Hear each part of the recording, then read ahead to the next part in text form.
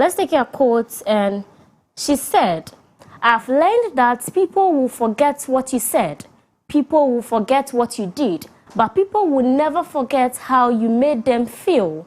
And I take this quote again. "I've learned that people will forget what you said, people will forget what you did, but people will never forget how you made them feel." And it's quite unfortunate that we are in a world where people will forget what you said to them. People will forget words. Words are easily forgotten, and actions fade so quickly.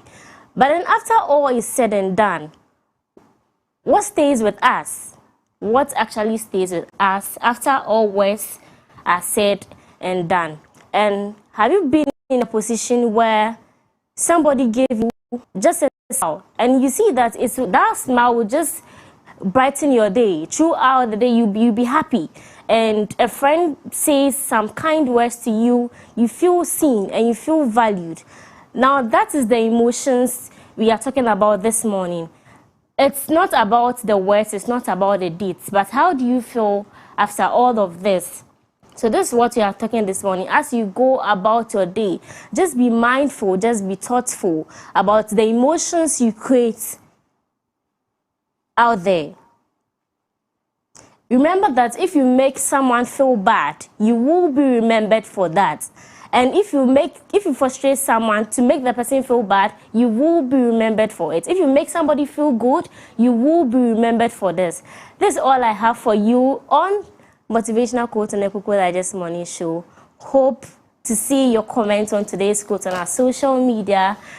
And if you want to also share with us your favorites quotes on the Cocoa, we'll be so glad to hear that. And do enjoy the rest of the show. Wow, that was a beautiful quote, and I'm sure it goes to all of us. However you made someone feel always stays with them. If you made them feel loved, if you made them feel undervalued, if you made them feel worthless, if you made them feel special, it stays with them forever. So as you go through your day today, please remember that and spread some positivity. Make those around you who you value feel that value that you feel towards them. Make people feel loved around you. Make people feel special around you in the littlest way you can show them. Up next is our online and newspaper review with two of my co-hosts, and they are Clement Yabankwe and Miriam Abnadidi. We'll be right back.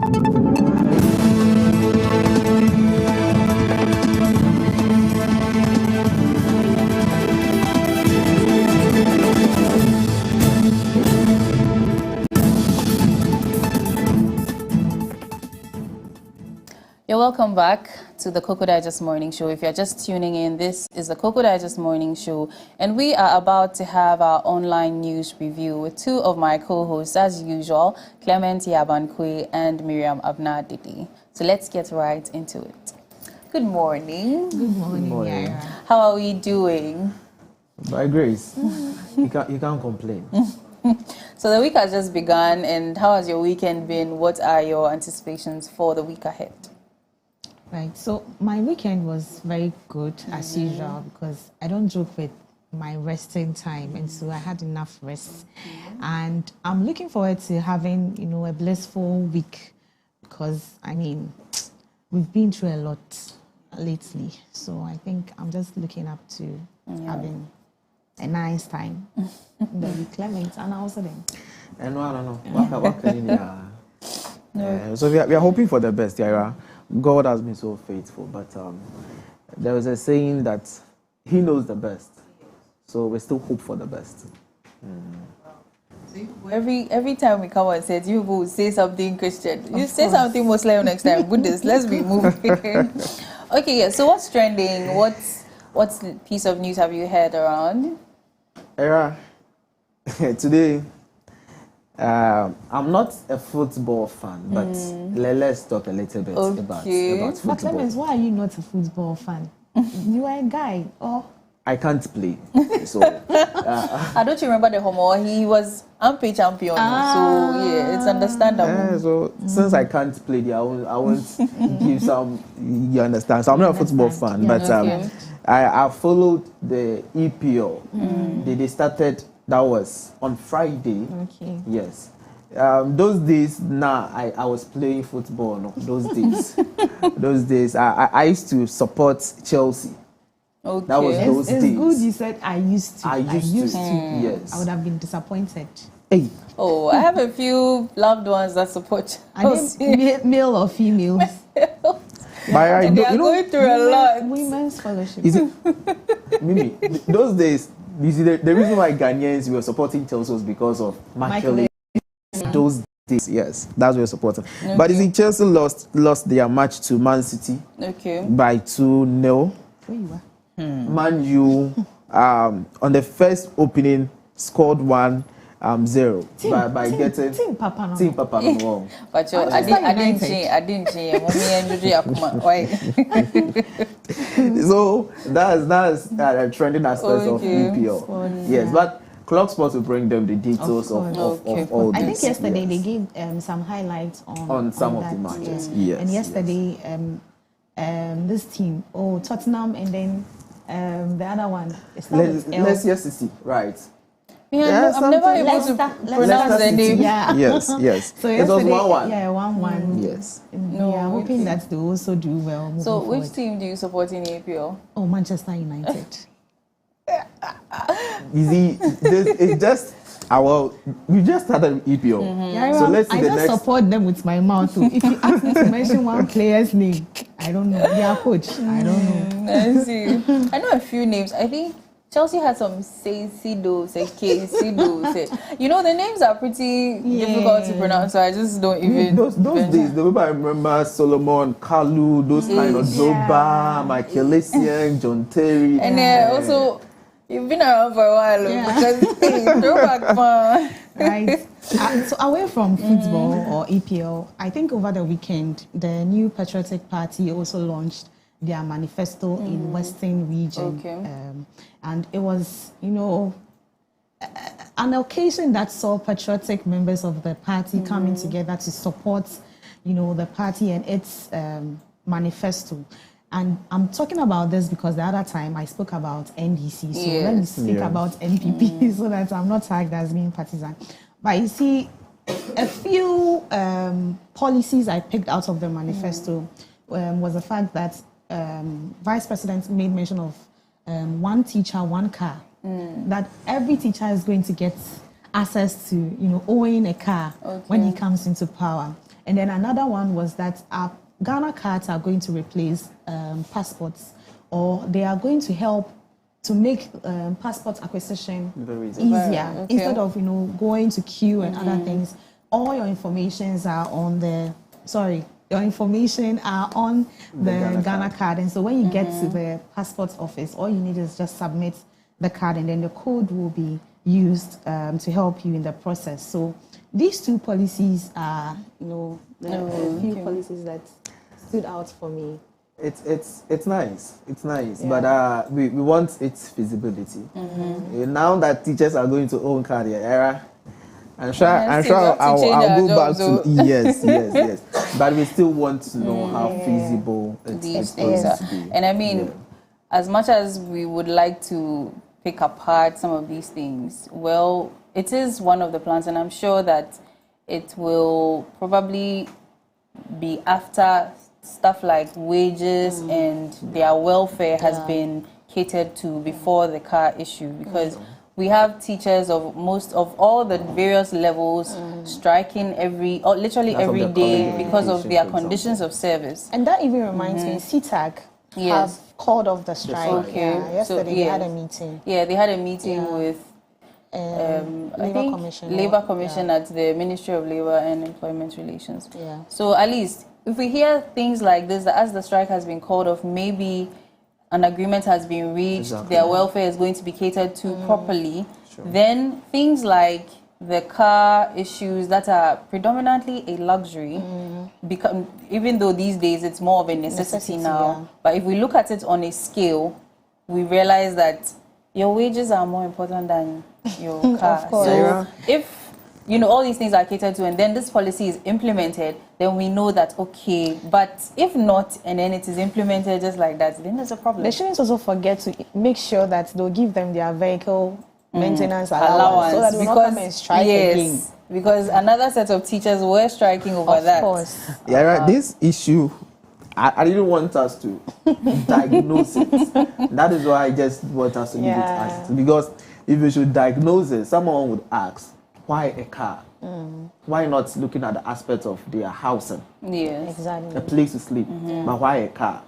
Maybe they have their own reason. That's why I say we don't want to diagnose. Yeah, that's this why I'm issue. saying that maybe You just all the have to- other welfare needs would be met, Yes, and then the yes. car thing also comes in. Then it makes it a full circle kind of thing. So we hope the flag bearer of the NPP. Myra, before NDC to be doing this coming Saturday Okay. at the Central Region, particularly University of Education. Okay. It seems they are picking the swing regions.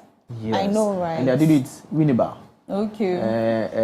The majorities leaders, that is constituency. Okay. So it's going to be something. I like the strategic, you know. Yeah. They know that these regions Communication. don't tend to follow loyalty to one party. If you don't perform, we remove you. So they have to try to catch them and be able to get in their good books that, hey, so and so, we want to do this for you. So, and it is a understand. very good strategy. Yeah. And all the best to Lastly, them. let me talk about this news. I think it is worth talking about. Now, Okay. Ghanaian business mogul Dr. Daniel Macaulay, popularly known as Magdan, has done something extremely, how do I put it, something big that I think every media house needs to talk about it. Now, he extended an invitation to some street hawkers in Accra to leave the streets by asking them to visit his office for potential job opportunities. Oh, that's Right. beautiful. And he expressed his intention to improve the livelihoods of these street hawkers by offering them stable employment opportunities. And this is what we need to be seeing and hearing in our media, That's true. right? Sure. And I'm very happy that he has taken this bold step. And I know Magdan can do and do more. He can do, you know, abundantly, exceedingly. Is it good? Okay.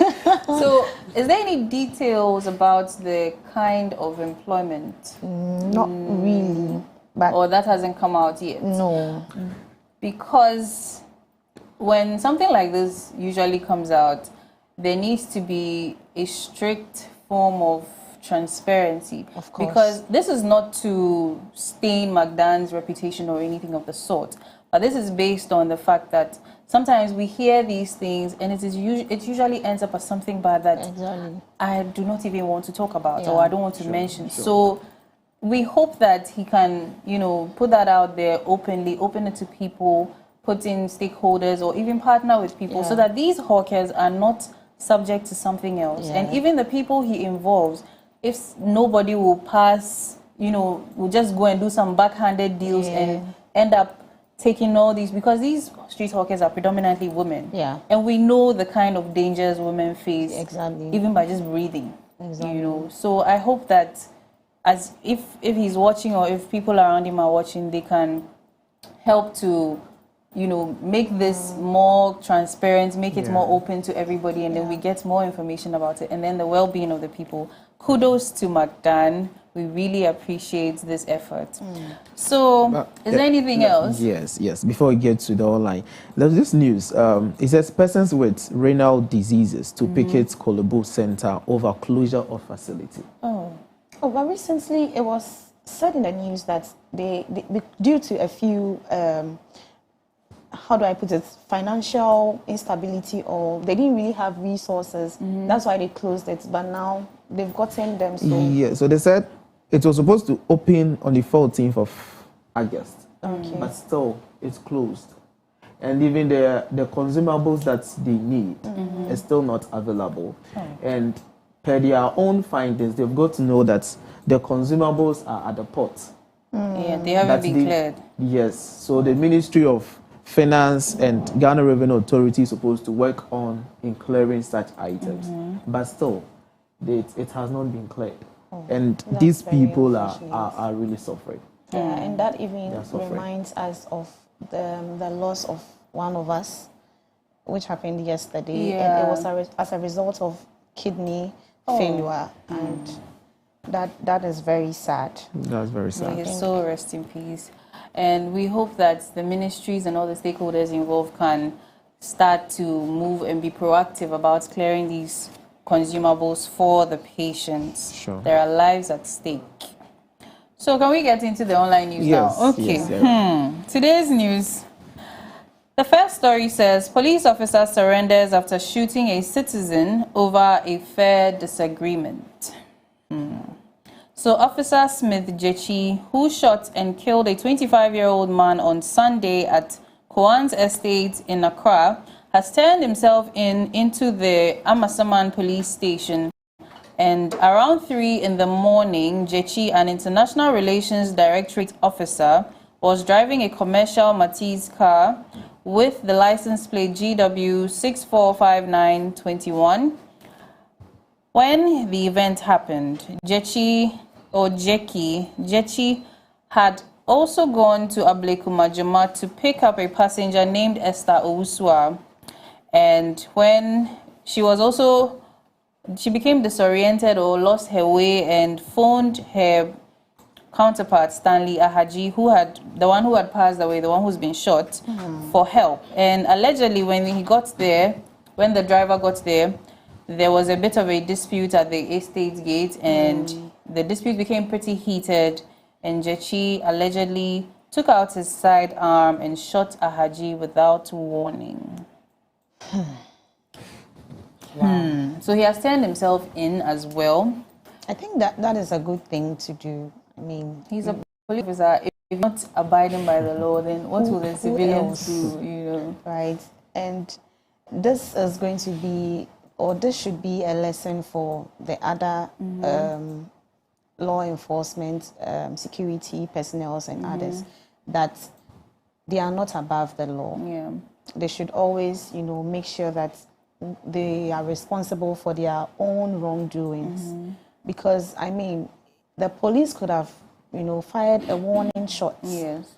before, sending it straight to Shooting and killing.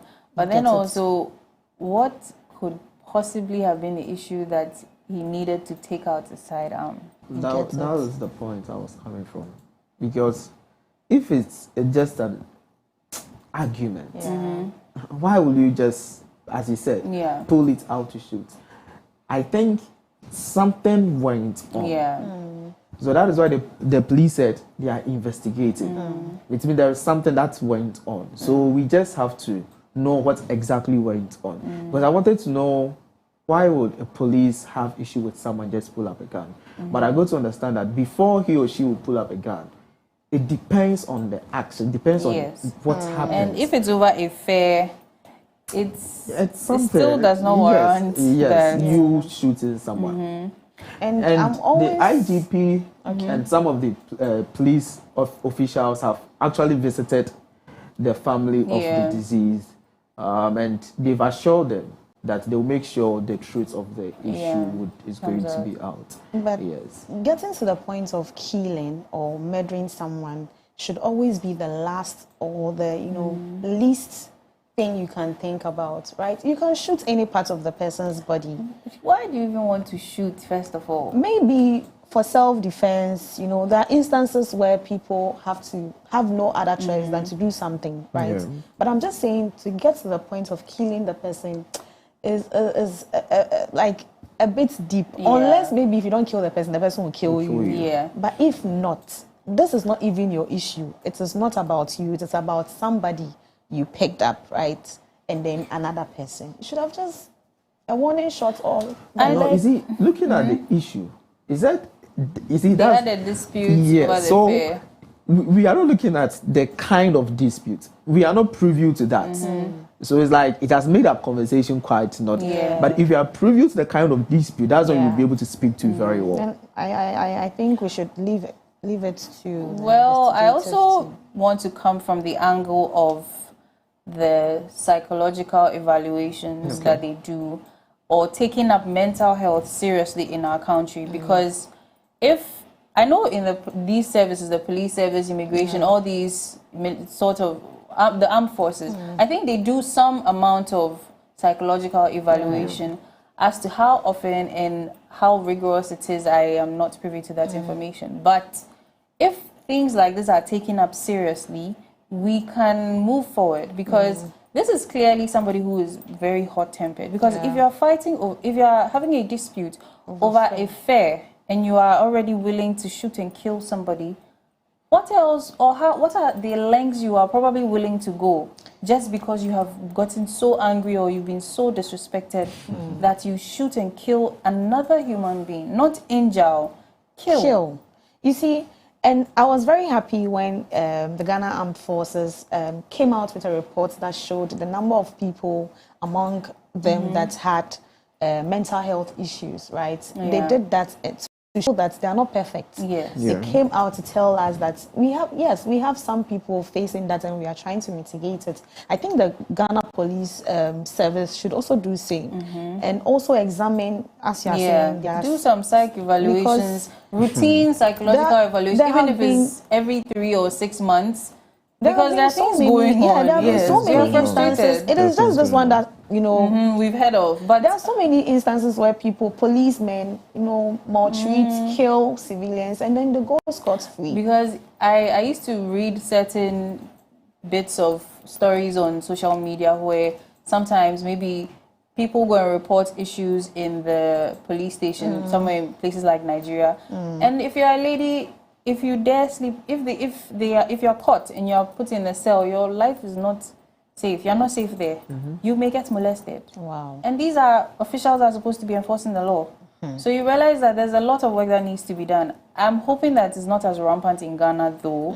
But then it was Ghana and Nigeria, brother and sister. So we have a comment here, our very own Obiba Wilson. He says, "Good morning, Prince and Princesses." Good morning, fellow Prince. Good morning to you. So the next story is here about fears of food insecurity are raised by the severe drought in northern Ghana. There is a terrible drought in northern Ghana right now, which has raised a lot of concerns regarding food security and the livelihood of thousands of farmers. The area has not seen rain in almost 2 months, and the protracted dry season has stunted crop growth and given farmers little hope for a bumper yield. The lack of rainfall has resulted in significant losses as staples like rice, maize, groundnuts, millet all wither. There are fears of an impending famine and possible food crisis as a result of the extended drought, which has caused a dramatic decline in food production. A few farmers conveyed their concerns that it could be too late to undo the harm the drought has caused. So it seems even if it rains today, nothing may come out of that. Looking at what we saw on the screen, the plants are all dying. No seeds are germinating. Nothing is happening up there. And unfortunately for them, over 90% of Northerners depend on agricultural and staple foods like rice, maize, and other things. So when I saw the story, I was a bit concerned. I have this friend of mine who even posted on social media about the same story. He's into farming. And he was very, very sad and worried because he didn't know what he was going to do next. So I think this story, government should do something. Well, aside government we know places like Dubai that are literally in the desert. And they've been able to, not that I'm comparing Ghana to Dubai, we are miles behind, but they've been able to put in structures to try to be able to check their irrigation issues, find some water and humidity for the place when the weather is dry. Things. I think even in Qatar, there are outdoor ACs and things. So why not, look at that and try to scale it down to our level where we can do something regarding irrigation? Because I know there are many countries that have very dry savanna areas, but they are able to do some kinds of farming activities that help with irrigation. So what can our Northerners or our Northern brothers also do? What can they, emulate that can help them, that even if it does not rain, there's some water reserve or there's something that can help out?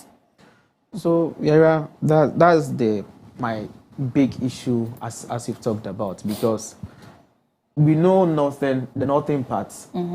That's where mostly they said there's a lot of dryness. Yes, it's the savannah area. It's a savannah area. There's a lot of dryness, and so hearing this news from the northern parts, one, it's not really new to us, but to the fact that it's going to bring food insecurity. That is the point that is very, very important that we talk about, because when there is food insecurity, it affects so many things. The economy becomes so tight. The northern parts standard of living will be very high because the little food they have, that is what they are supposed to feed on. So just imagine the population of northerners feeding on that small product or the food they have. Things are going to shoot up. So if it so happens if you don't have money, you'll not be able to buy whatever you want to buy. This issue, when it came up, the 2021 Best Farmer of National Best Farmer also said something concerning this very issue. And I'm looking at the point that aside the irrigation, there are a lot of things that the Ministry of Food and Agriculture need to do. The Ministry of Food and Agriculture has been in Ghana for so many years. We know the situation of the northern part. This situation is not today. This is not the first time. So why should we wait till now even to talk about this? And my mind just went back to agric studies in school, where one of the farming, I've forgotten the term, but the crop rotation, where you plant based on the times and seasons. So maybe at this time where it's seemingly dry, then you can start farming crops that will thrive in that time. Then you switch to crops that will thrive during the rainy season. It's something that can help. But the issue is they were expecting rain. Is their rainy season. Yes, that's true. And So coming back, you can't predict. It's nature. Anything can happen. And when you read the news, they said the climate has changed. It's climate issues. So in as much as the climate has changed, there should have been a provision. And the funny thing is, this is not ending anytime soon. No. According to research, they say in the year 2050, it is going to be worse. It is going to, a lot of people in developing countries are going to die out of poverty, hunger, malnutrition, and a whole lot. Yes. So, Mimi, this issue, that is why the Ministry of Food and Agriculture need to step in. Yes, we are doing well looking at other aspects, planting for food and stuff, but we should also look at the other northern parts of the country. How do we help them out? In the aspect of irrigation talked about, we have a lot of agencies like the Food and Agriculture Organization of Ghana, which is an international agency. They collaborate with the Ministry of Agriculture, and they help in this food insecurity, fight against food insecurity. I know the ministry has a program known as Ghana Agriculture Sector Investment Program. This program is also there to support our fight against food insecurity. We also have the Ghana Irrigation Development Authority. As we talk about irrigation, we have an authority on its own in Ghana. That's Ghana Irrigation Development Authority. So this authority need to have, as you said, a project in the northern parts. That should be where the focus should be. So that at this point in time, we will suffer, because now people have lost their money, investment. People have invested in acres of land. They've lost it. So imagine, when are they going to get back this amount of money to invest again? So the standard of living there is still going to be very hard. And a lot of people up there are going to migrate down here. Yes, migration issue. And the Accra Nankasa and new migrants coming in. So you see, there is going to put a lot of pressure on us. Pressure. So I think the Ministry of Food and Agriculture, they need to do something about it as soon as possible. Thank you very much. So the last story here says, the December polls are ready to go. Dampare. So Dr. George Ekufu-Dampare, the Inspector General of Police, has guaranteed that the police will be prepared to maintain law and order both before and after the elections in December. He claims that the service is prepared to put in a lot of effort to make sure Ghana won in the end. Speaking on Monday at the Electoral Commission's offices in Accra, he said that the staff would be sent to every polling station where exhibition exercises would be held. Election year. You see, one thing about IGP is that he's always proactive.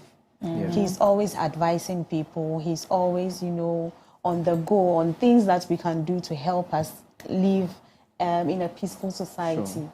And I think this news or his proactiveness shows that we are ready for the elections. But my major concern is the fact that he still needs to do more of the advice, especially to politicians, because we were in this country when a politician said they are going to win the elections by hook or crook. A statement like this incites, fear and panic in others. Yeah. It means no matter what, you are going to win the elections. So I think IGP needs to also look into that direction, to talk to these politicians, because they have a very large fandom. They have a large population following them, following the party. We just saw the NPP. Look at the number of people. And then somebody from NDC will say something like this. What do you think NPP supporters are going to do? What do you think NDC supporters are going to do? Right? We can all have a peaceful election if politicians also mind the way they talk. That's the only concern I want to. That's very true. But the one main thing, I think over the weekend or in the course of last week, it happened at Bantama. Okay. NPP supporters, NDC supporters, they came together and it was fun. Yeah, I saw that. You saw that, yes, and it was fun. Yeah. It was but there are still something there. It was very. Yeah. I think I remember we went to cover something about the elections some months back at the NAT Hall, where the Teachers Association, the Ghana National Association of Teachers and things, a whole lot of associations were there, and they were talking about the elections. So we even had people from the Peace Council. We had people from the Electoral Commission. We even had, our very own Dampare also give presentations on their preparations for the upcoming elections. And he made mention of the fact that they are working hand in hand with every possible stakeholder that is involved, so that this year's elections would be as smooth as it has always been. And then also the preparation is not just for before and after, but before, during and after. He even mentioned there was this, it's been a while, but I will try my best. A 24-hour election police station, something of the sort. Yes, I remember that. I think you can always access them, and they are going to be set up. I think if it hasn't already started being set up. So I think that this IGP is, as you said, he's very proactive. He seems to have these police service on their feet, ready to combat any kind of crime and violence. We even had the Peace Council also give a presentation on the fact that they are also going to be having some kinds of committee conversations, and even involving all the political parties to come in. So it's sort of swear an oath or something about, signing a treaty, making sure that peace is everybody's priority. And I really, really like that so much. Even at the Ghana Report Summit too, I think he mentioned something about the fact that they are going to put measures in place to make sure that the elections go as smooth as possible. And that is very, very good, and we really commend our IGP. So, I think the reason why this election, it's kind of tension. I don't know, personally, from what I said, I see it to be a tension in the atmosphere. Some kind of tension. Because everybody wants to get it. Nobody wants to live as it is. So it's a tension. It's a tension. But we are believing God that things get very smoothly. It is good you mentioned that we are Omambe, yes. If yes. Yeah. I So, still let's quote the remind IGP brothers. who said during the Ghana report he said Ghana is my own and your own, and your own, And our and own. it's our own. Yeah. So we need to preserve it. Politicians And we also should want also to take say, note of the use of I think the innuendos. Peace Council issue you said, recently we heard one of the political party, one of the chairman making a statement that they might not sign the peace retreat, of which the Peace Council has come out to speak that they should sign. And the chairman's point is that over the past year's election, certain things have happened and they've not been able to resolve all these things. So he doesn't know why he should pen his signature under another peace retreat. So we are entreating all the stakeholders involved that please, they should make sure that the necessary things are done before the D-Day. When you were just saying this, something came in mind. When Yaira was talking about the summit you attended some months back, mentioning the kind of stakeholders, I was just about to say that I hope it wasn't just in talks, like they didn't just say it, but they are implementing it. We will see it. You see what Clement just said, Yes. that someone didn't want to sign because, I mean, they will come and then say whatever they want to say, but are you really at it? Are you working towards it? Well, You get it? as the days go by, the evidence of whatever they've said will come to play. If it is in words, we will see it. If it is in action, we will see it. So And also we also entreat Ghanaians to also participate in the exhibition exercise. It's a very nice process. You just go to check if your name is in the register. If it's not in, then you inform the exhibition officer, make sure the necessary corrections are done, and you are good to go. So please, let's all participate in this exercise and let's exercise our franchise. yes. Of course. That's all I can Very important. I can't wait. Thank you very, very much for another insightful news review with you. And I hope to see you again on Thursday. So this brings us to the end of the online news review. Up next is the lifestyle segment. And I'm sure you have heard about threats of yet a possible pandemic or epidemic. Pandemic, yes. Called the monkeypox, also known as Mpox. I don't think you know anything about it. You've just heard the name and you're scared, right? Yes. Miriam Abnadidi and her guest will be here right after this break to educate us on the monkeypox, preventive measures, causative organisms, and how to protect ourselves, and even treatment. So stay glued to your seat. Call a friend, text a friend, join our live stream. We're coming to you also on Facebook and YouTube. Join us on TV, Clock TV, Go TV channel 184, and call a friend, as I said, and join and learn something about this monkeypox and how to protect yourself and your loved ones. We will be right back.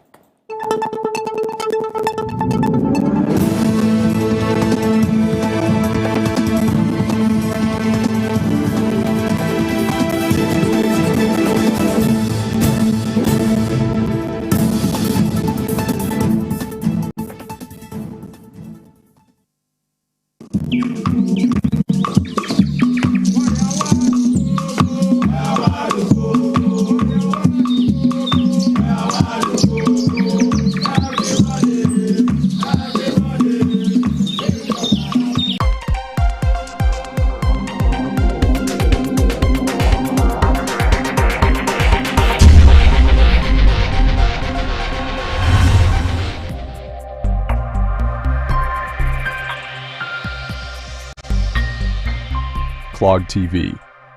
Beyond the policy.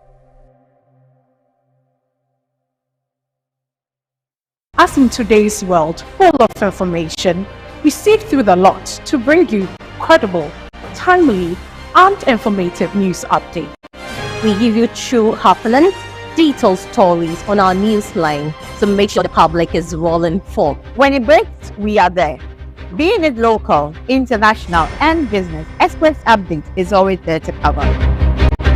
And in the world of sports, we bring you the best sports update locally and internationally. Join the news team on Clock TV for all your news updates. Tell me what happened. You send the mix.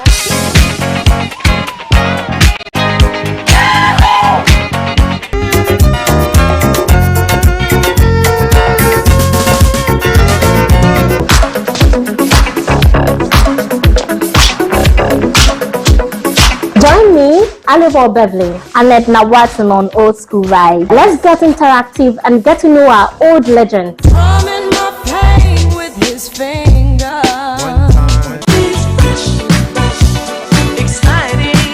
Showing this on every Friday, 6 p.m. to 7 p.m. and repeat on Saturdays at 3 to 4 p.m. on Clock TV. Old School Vibe. Let's vibe with the legends.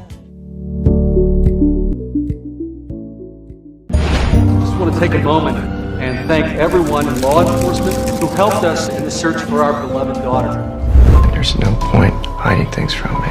You're psychic? No, just paying attention. I've been watching you and your husband. I understand what you're feeling right now. You have no idea. I do. I know. Did you kill your daughter? How dare you? Did you kill your daughter? Jude, please. Honestly, it's not as bad as it looks. Classic Red John smiley face. Drawn in the victim's blood. Gloves with 3 fingers of his right hand. This isn't Red John. In all the previous killings, he made sure that the first thing that anyone sees is the face on the wall. Then, and only then, do you see the body of the victim.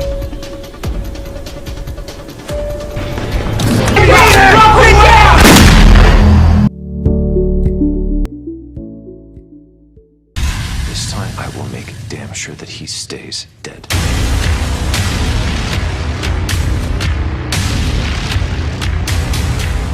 I don't know how to stop him. You start by letting people help you.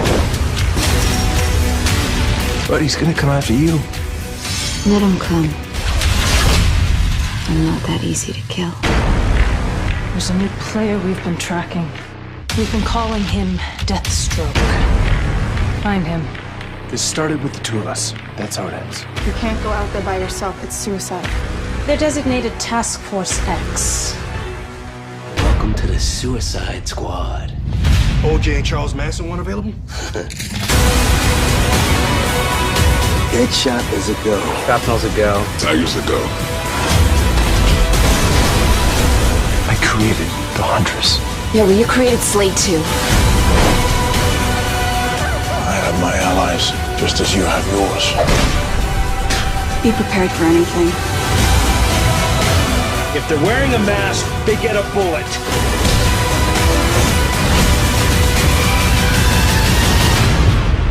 Once you let the darkness inside, it never comes out.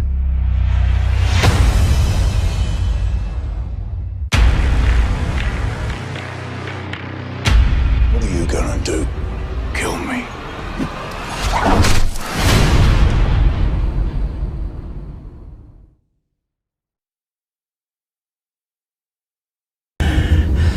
I need my gun, Kane. I need the gun.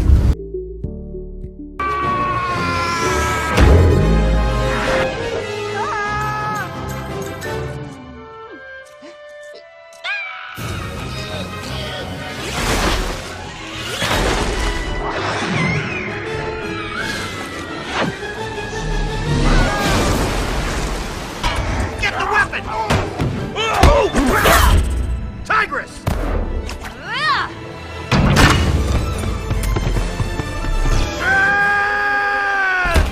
I'm the big fat panda.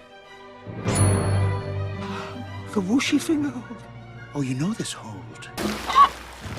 Did not see that coming. Choose someone else. Please.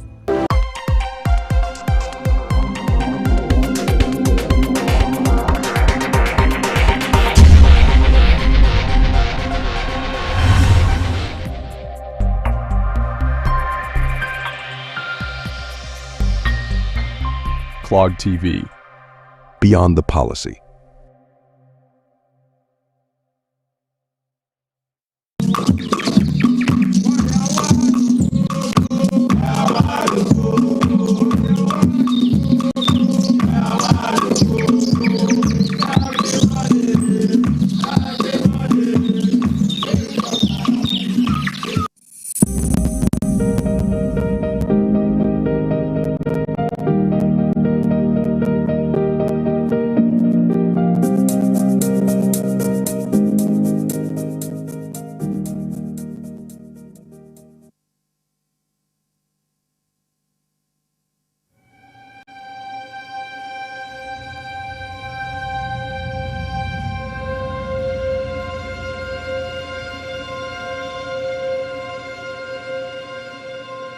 I was just, jamming to the song. This is a very informative song from the Ministry of Health, and they are saying, love your body, treat your body right. I mean, we are all loving our bodies today, right?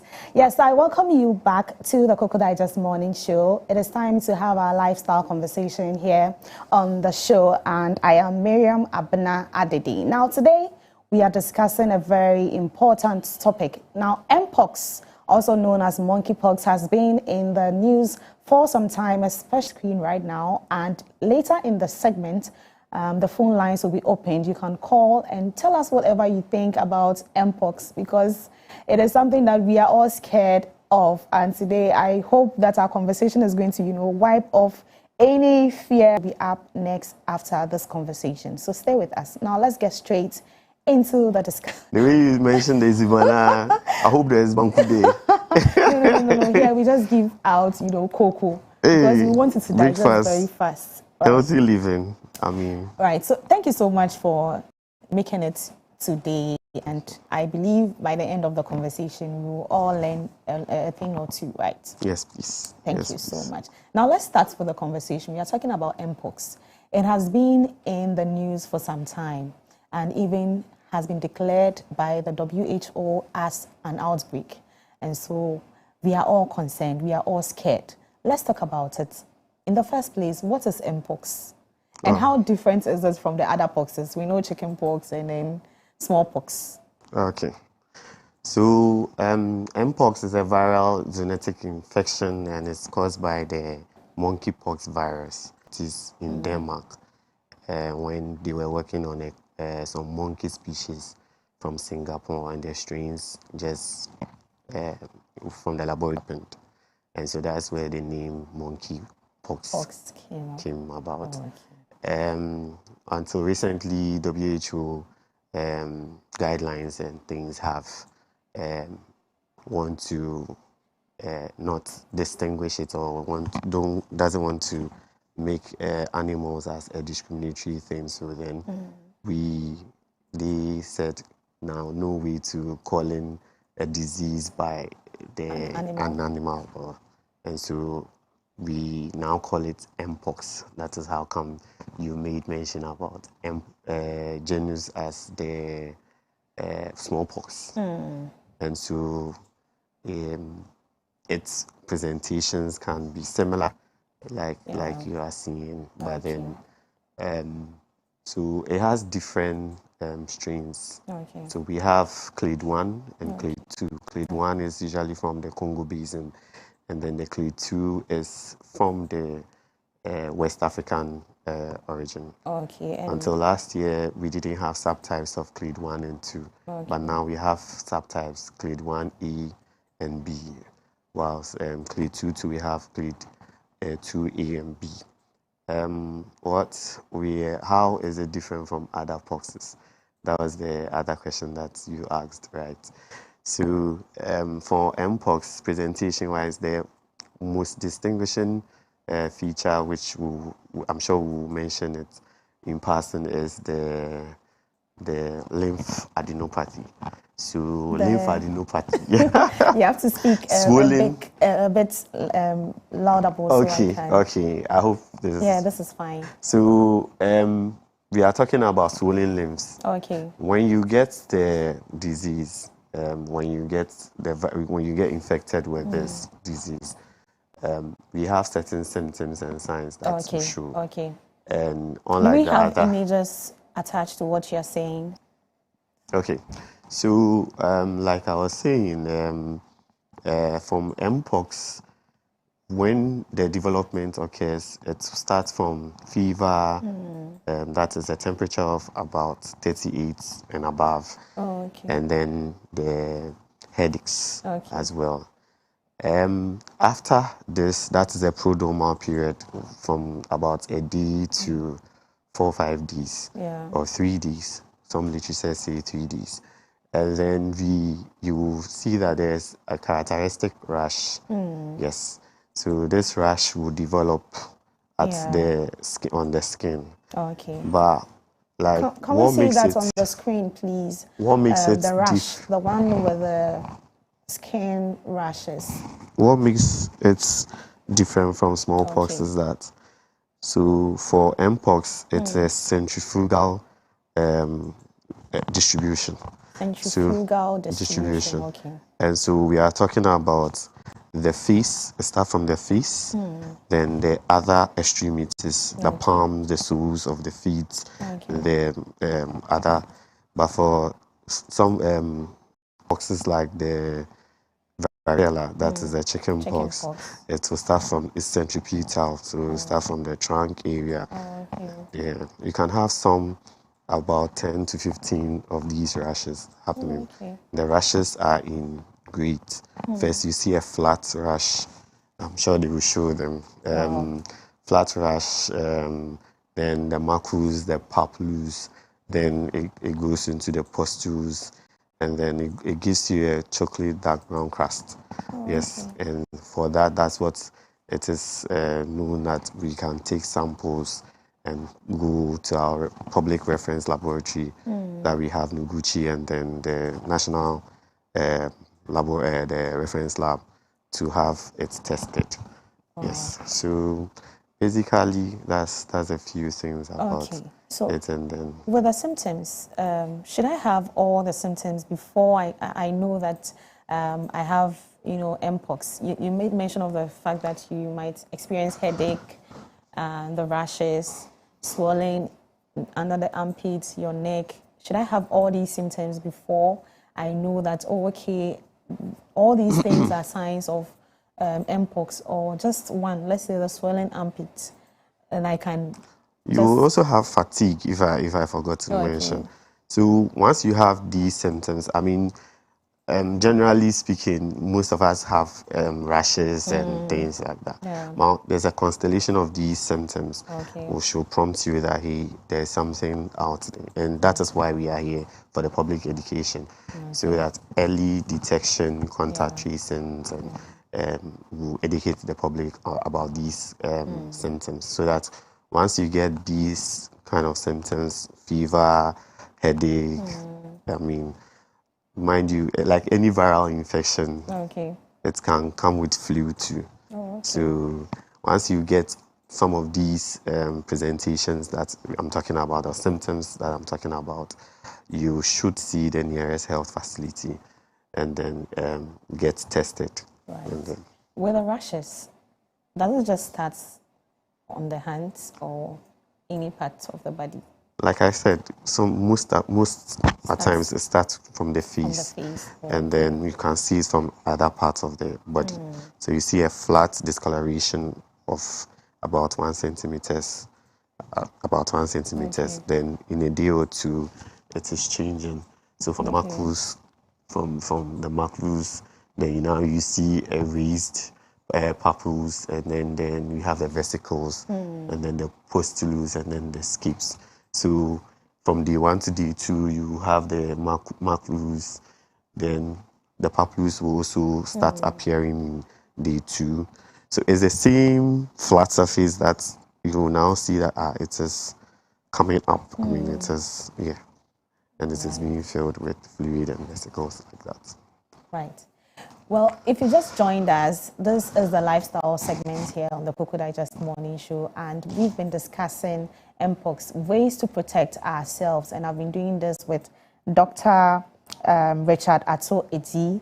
He is a medical doctor from the Korle Bu Teaching Hospital, and he's helping us with the education. We're also reminding you that you can send in your comments to our WhatsApp number, which has been displayed on the screen, and also our streaming platforms as well. You can also call in, getting to the end of the segment. So you tell us or ask any question regarding mpox. So we just, explained what mpox is, and we also looked at some symptoms and signs of this disease. Now, Doc, let's talk about the transmission. How does it transmit from person to person? Okay, so you've actually answered one of them. So yes, for transmission we have human to human transmission, and then we have animals to human. Like I said, it's a zoonotic infection. And so for the human to human, we have direct contact with the infected person. Like skin to skin. Skin to skin. Hugging. I mean, kissing. yes, kissing. It's been found to be in body fluids as well. So they see, similarly, we have a respiratory droplet, sneezing. Okay. Yes, and then we have, they can even be on surfaces, contaminated surfaces, what we call the fomites. So they can harbor in some of these crevices and things. So beddings, fomites. So once an infected person has this even and then lives there, and the crust is the surface gets infected, you can get that one. Then we have the animal too. So the scratch, those who are into the bush farming, scratch, bite, and even the other thing is eating unwholesome or uncooked meat. I mean, those who like squirrels and rats and rodents. That's what we are talking about. So that's the main form of transmission here. So basically, you're just telling us to stop eating meat, right? So if you can now, because it's a public health concern, bush meat. So Doc is saying we should all put a stop to, consuming meat, especially. You can hold on to it until. Yaira, I hope you are listening. Right. So that was the transmission method. Are there some misconceptions, surrounding this whole mpox disease? So people think it's a curse, something like COVID is coming again, and a whole lot. Like every other viral infection, I mean, for mpox, because of vaccination, I mean, I'm sure we'll come to how We'll come to that. Yes. But then because of vaccination, and it doesn't have direct vaccine, we used to use the smallpox vaccination. And as at in the 1970s, we eradicated the smallpox in our suffraging here. And so those from 1980s and above, the Gen Zs and the millennials, we've not been vaccinated for this infection or this disease. And so you see that we are the most vulnerable. Usually the high risk or the most people that will affect again is the children, the pregnant women, the immunocompromised people, so sex workers and things like that. So misconception-wise, like any other disease or infection, it can I don't know. I mean, and there's an outbreak, and so I think proper education to properly address some of these things and disregard some of these misconceptions, the cares and things like that is the way to go, so that we will minimize people from spreading. Because once you tell somebody that you are being cursed and things, you will not even get closer, go to the hospital for us to treat. But since the transmission is person to person, I mean, getting very close to people, I think sometimes the misconceptions can also help to, push away. In health, we don't do a misconception. It's what it is. It was just something. But let me take you back to the transmission. Yeah. You said it is from human to human, and so direct contact, kissing, and other things. We live in Accra, for instance. We are highly populated, right? In a room, it could, occupy about 6 to 7 people in a room.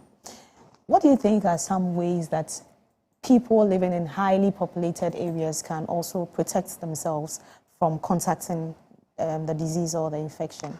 So this is actually good.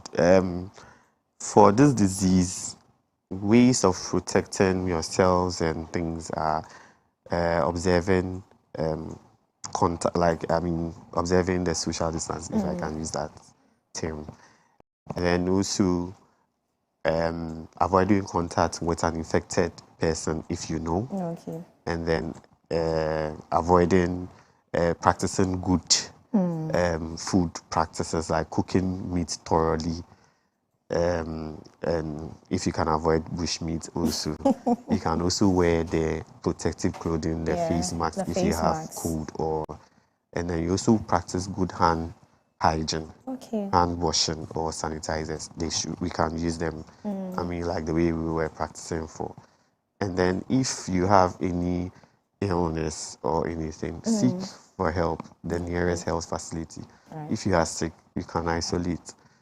You see, that's basically, and then also handling of your burdens, because I made mention of contact. Okay. So like laundries and things. I mean, we should properly good hygiene, and then once you see symptoms and things, you start wearing gloves if you are, and the health workers too should protect themselves from some of these. Okay. Thank you so much, Doc. And we are reminding our viewers that the phone lines have been opened and the number is being displayed on the screen, 0500-500-423, 0500-500-423. You can call in and ask any question regarding Mpox, and Doc is here to give you all the answers you need. Now, Doc, we have a question here for you. Someone wants to know if there have been any outbreak yet in Ghana. No, so now we don't have any confirmed cases. We don't have any confirmed cases yet. Sorry. Okay, so let's talk about how you diagnose Mpox. Okay. As a medical doctor, how do you diagnose it, and also look at some available support that you can give to people that might have Mpox? Okay. So as a health or medical doctor, we have what we call the case definition, where we use to diagnose it. And for the case definition, we have confirmed we have possible diagnosis and then confirmed case of it. So the case definition, we are looking at an individual who presents with a fever about 38 degrees Celsius, muscle pain. We have muscle pain, lymphadenopathies, and then maybe a characteristic rash that I talked about.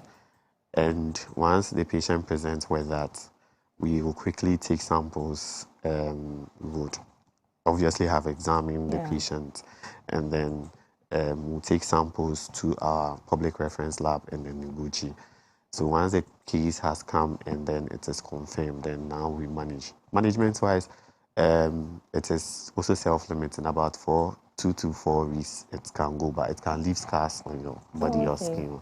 So those models and things, unless they use all the things, the skin care. You know the skin care. We know. That if it doesn't go, we'll tone the skin. So basically that, and then we will do symptoms management. If it is fever, we will give antipyrexia for the fever. If it is muscle pain, we give pain meds for it. And then, basically, we will treat the symptoms as it is. Okay, so also, I have a follow-up to the person's question that you answered with regards to we not having any case yet. Let's assume that we are yet to have one, right? Just like any other outbreak, like COVID and other things, we didn't know we're going to have it, and it happened. And there were some proactive measures like isolation centers and other things that were put in place should in case we have such cases. What do you think, or what is your outfit or medical practitioners in that field doing to help curb the situation if we should have cases of such in future? Well, I think we have infectious disease centers around here, and then we are also aware about the disease. Just last 2 days or 3 days, we had to attend a program, a CPD program, to tell us that it's around and we should be careful about it. We should practice the hand hygiene. We should wear the protective clothing, and we should vaccinate if possible, as soon as possible. And then the other hand sanitizers, hand washing, wearing of nose masks and things are all in place. So for the health facilities and healthcare aspects, we can wear these or start the practices of these things, and then I think it will help. that should be for the angle of the health service, Ghana Yeah. Health Service. Now let's look at what you think governments can do to, help even, avoid us getting contact. So for the you want them to lock us down? I would have been glad. I mean, a lot of things have been doing You lockdown. work. You don't want to come to work. Hey, if they lock us down, how will you get money anyway? So government, I think is doing what it can do to save the situation. I mean, day in and day out, they release the releases from Ghana Health Service and Ministry of Health about the outbreak is there, the press release, and the caution to the public is there. There should be more of these, more of public education and awareness, so that once the patient has these symptoms, prompt care should be given, or should see the nearest facility, and then will be given to them. And so I think they can do more. Yeah, I think they are doing so well. Yeah. Even last week, it was recorded that travelers were being diagnosed, checked if they had symptoms of Mpox before leaving the country and also getting in. That's brilliant. That's brilliant. Right. So you travel a lot. Oh, no, it was in the news. Hey, the only place I've traveled to is Kumasi.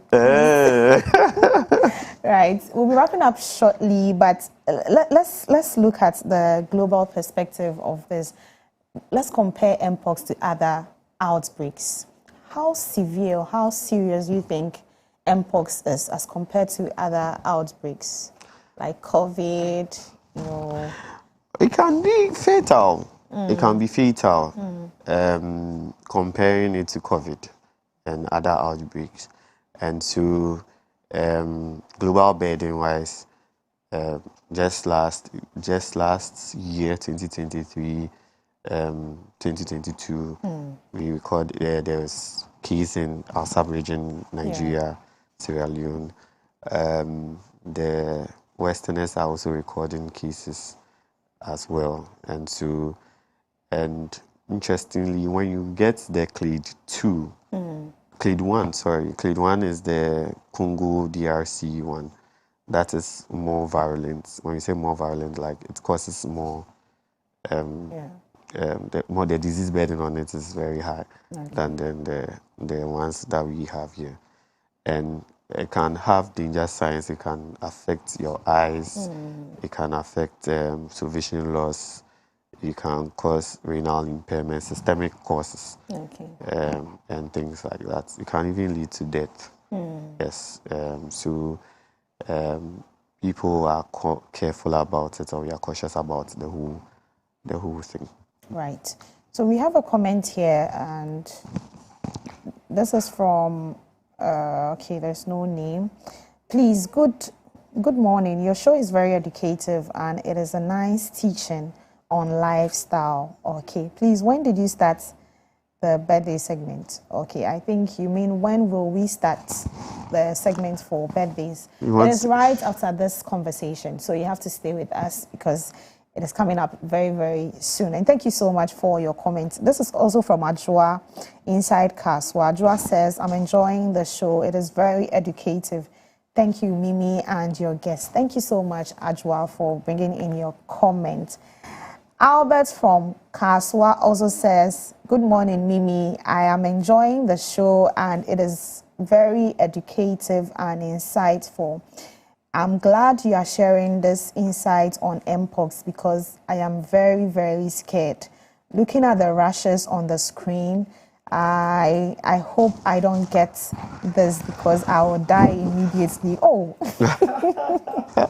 You won't die. You won't die. You won't die. But do you think the fear of having it can also, kill people? Do you think that is possible? Fear can cause a lot of things. So it's a possibility. But the whole point is once you practice the safety measures that WHO, Ghana Health Service, and other agencies are putting in place, I think you should be fine. You should be able to live good, wash your hands, isolate if you are sick. We will do the contact tracing, report immediately to the facilities and things like that. So I mean, you shouldn't be in fear. You should just present. I think Ghanaians don't like going to the hospital. We don't. You don't. I always tell people that the doctors are there and they are being paid, so go there. If you don't go, they won't get work to do. So go to the clinics and the hospitals. I get it. So we'll be taking your last words very soon, but let's talk about vaccines. You made mention of the fact that currently we don't have vaccines for Mpox. It is that for the smallpox that is being used. Yes. Is that the case? Yes. So for that, it has 85% potency. Okay. So it can also be used for Mpox. Okay. We have the Gynos and then the ICAM 2000. The Gynos is also, it will boost your immune. It's a live vaccine, so it will boost your immune system and prevent the infection. We can give it even after the infection, a day to within day 1 to day 4 of you having a confirmed or getting the infection. Some literatures also say even up to 14 days we can give that, and it gives us protection for the virus, or the disease. Sorry. Right. So vaccination is important, and it's one way to also address, or one way to curb this this menace that we are facing now. Would you advise Ghanaians to get vaccinated against it? Yes, Ghanaians don't like vaccination. I think there's a whole topic about readiness to vaccine, to people to vaccine. I remember when COVID came in, we all had to take vaccines. People didn't want to take because, I mean, they have the other side effects of it. But I think we should vaccinate.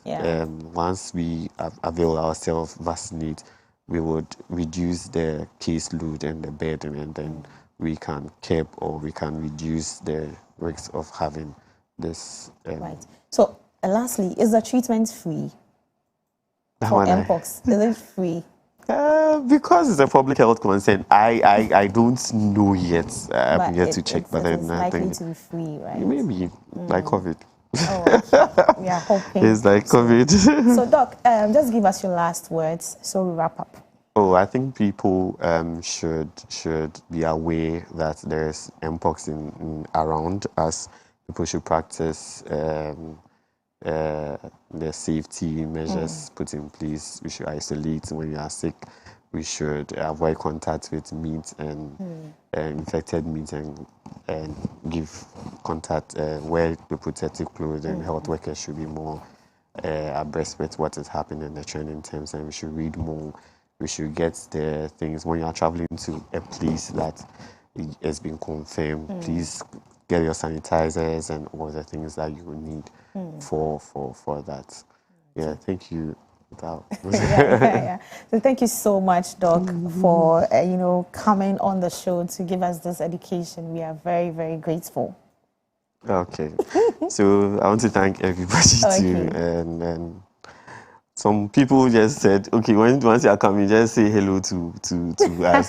Okay. So yes, my dad, Prof. Ezi, from UCC. Okay. I mean, and then my squad. very Dr. Samuel Donko from Techiman. Okay. And then Dr. Asante Krobia, Dr. Henry Afu. Okay. Yeah, they are all doing great. I think keep on the good work that you are doing at your facilities. I know they are all watching you. They are. And my Charlie, all of them. So, and then my UCC people, I think they are all doing well. Yeah. And my Kolebu, my staff team, E people, and everybody. And then Global Medical Solutions dealers in medical equipment. They sell equipment in healthcare. So you can, and then we also have services like X-ray labs and things at Kanishi Modesty. Also, my Doctors in Business community, student community. Yeah. I think when I was mentioning your credentials, I forgot to mention that you're a coordinator at the Global Medical Solutions, right? Yes. I'm a coordinator at the Global Medical Solutions. Yeah. We are the dealers in hospital equipment. Okay. So anything hospital you can. When you are ready, you contact. Don't worry, I'll be opening a hospital very soon. So okay. Thank you once again. And so this is where we end the lifestyle segment here on the Cocoa Digest Morning Show. I hope you learned something. I hope you've been informed and also educated by our discussion. I hope you're going to live a healthy life, you know, by practicing the basic, you know, proactive measures we mentioned here on the show. And at the end of the day, we are all going to live a healthy life. Thank you so much. I am Miriam Abna Adede, and I did this with Dr. Richard Ato Edi, and he's a medical doctor with the Kolebu Teaching Hospital. Please stay with us. Birthday segment is up. I heard today was your birthday.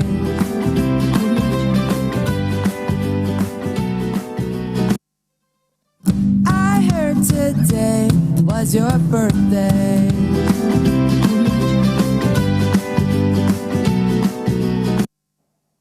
All right, so you're welcome back. Now we have amazing personalities to celebrate today. Now let's take our first birthday celebrant. And okay.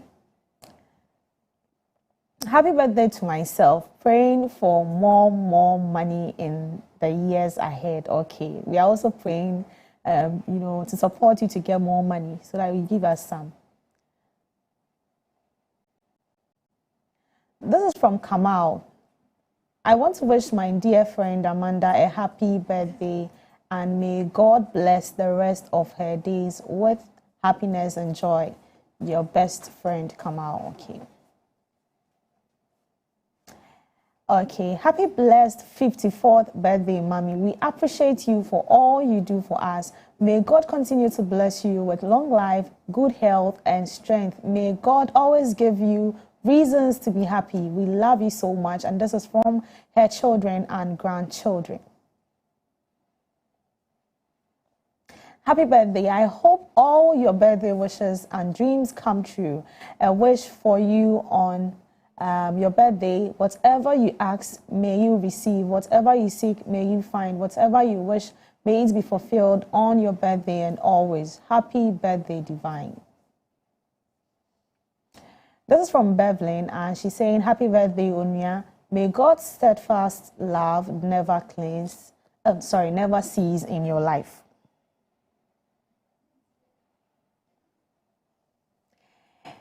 It is such a perfect day with all the winds and light around, with all the stars in the sky moving closer to us.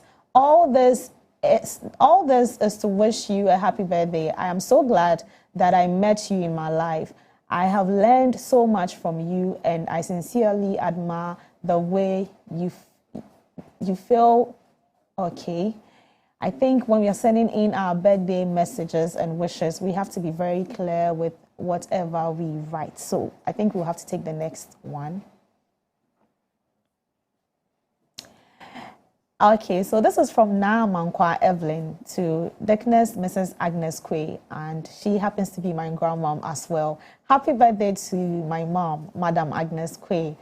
You have always been a great mom. God bless your new age with long life and good health. Enjoy your day, Auntie Agi, as we affectionately call you, from your daughter, Na Amankwa Evelyn, and also from me here in the studio.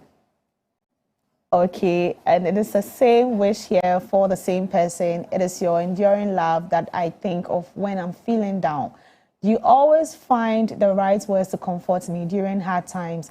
That's why celebrating you on this special day is so important to me. Thank you for everything. Happy birthday, Mom. Warmest wishes to warmest wishes on your birthday. I hope it is everything you wish for. Enjoy your day to the fullest. I hope your celebration gives you many happy memories. Enjoy your special day. Priscilla at Champon. And we also have a birthday here, and this is to Mamiesi Adabua. A happy birthday to you, Mamiesi Adabua, and this is from Raindorf. Right, so we thank you so much for bringing in your birthday messages and also your comments during the lifestyle segment. I am Miriam Abnadede. Up next, Clement Yabankwe is taking us into the world of business. Please stay with us. We'll be right back.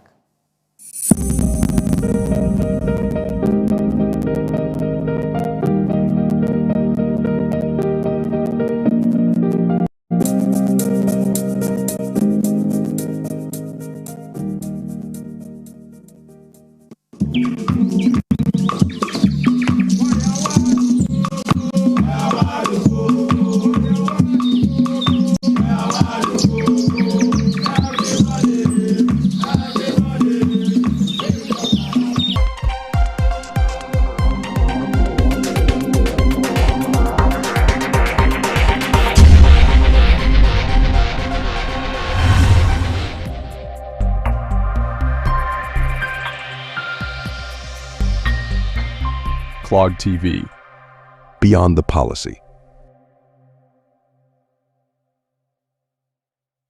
I just want to take a moment and thank everyone in law enforcement who helped us in the search for our beloved daughter.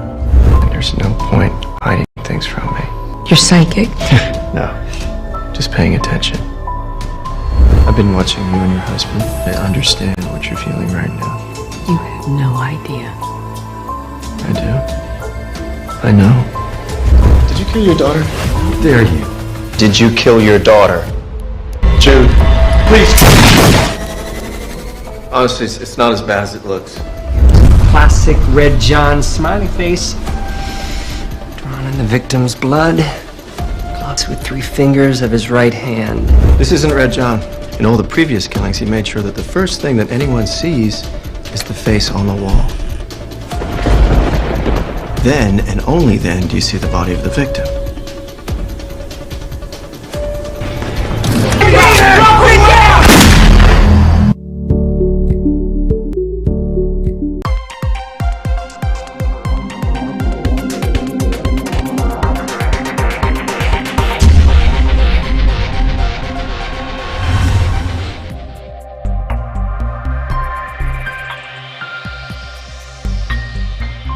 Clog TV, Beyond the Policy.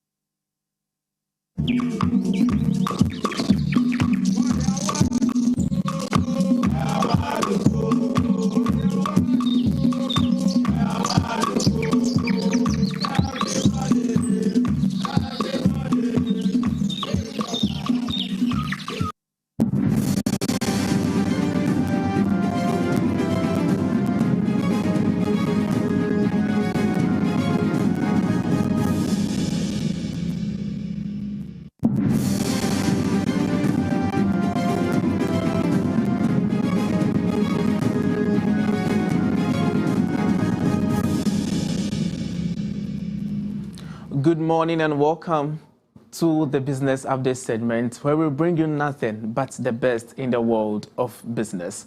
In our stories for today, beginning with the Vice Chairman of the Ghana Chamber of Shipping, Captain Aaron Texan, has urged greater involvement of the local private sector in the maritime industry to enhance productivity and to contribute to national economic growth. He believes that engaging local private sector players would allow the industry to leverage their expertise, resources, and networks, promoting sustainable development.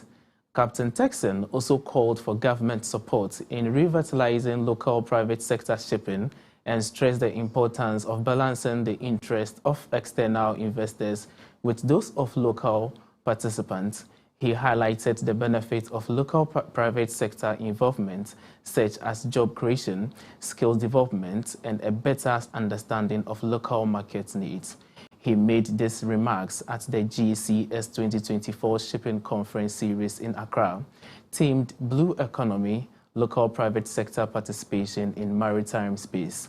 The conference provided a platform for industry stakeholders to discuss potential avenues for private sector engagement, including public-private partnership for port development and fostering innovations in maritime technology.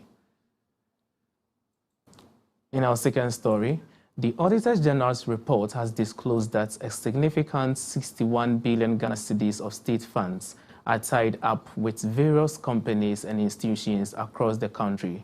Of this amount, 57 million Ghana cedis is owned by different metropolitan, municipal, and district assemblies, while 5.6 billion Ghana cedis is owned by state-owned enterprises.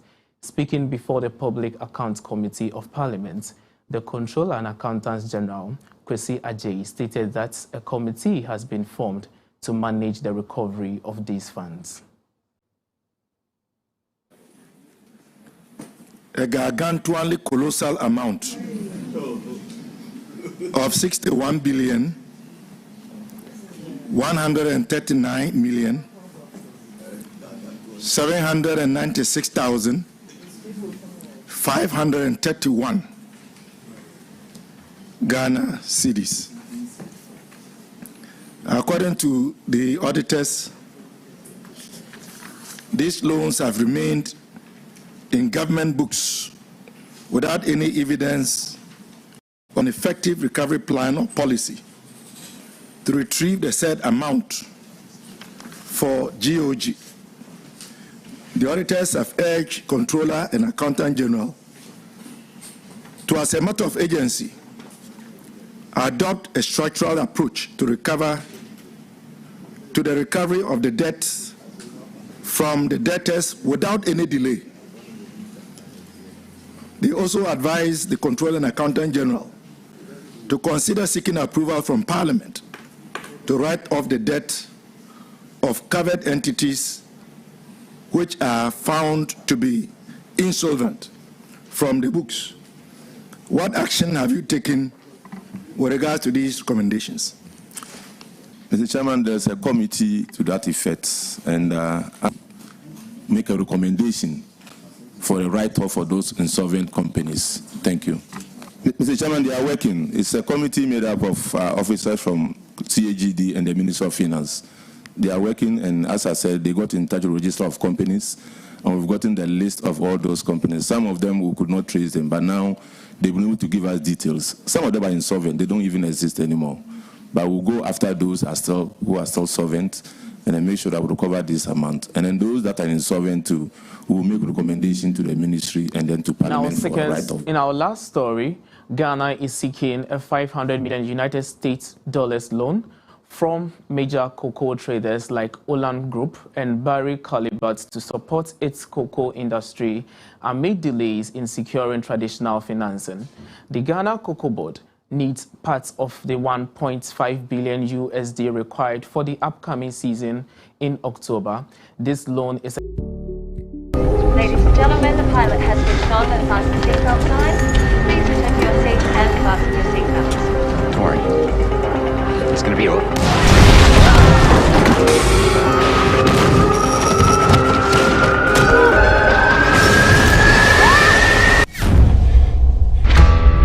We must have been at about 40,000 feet when it happened. In an air pocket. Dropped.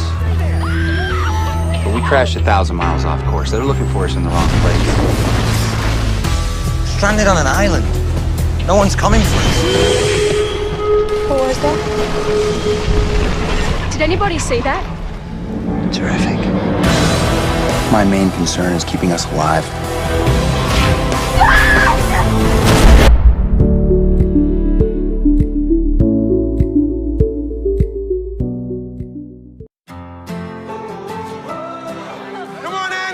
Switch. Switch. I know how complicated this delivery could get. Well, I'm gonna need everyone in this room to believe me when I say that only good things are gonna happen here today. I want you to know it. 36 years ago, you left me at the front door of a fire station. I'm your biological son. If you think I'm gonna forgive you... I don't. Screw you. You wanna meet your grandchildren? He is looking good. Please, not right. Your wife is in distress, Jack. Do you remember what Dad used to say? Go see your babies. They're excited to meet their father.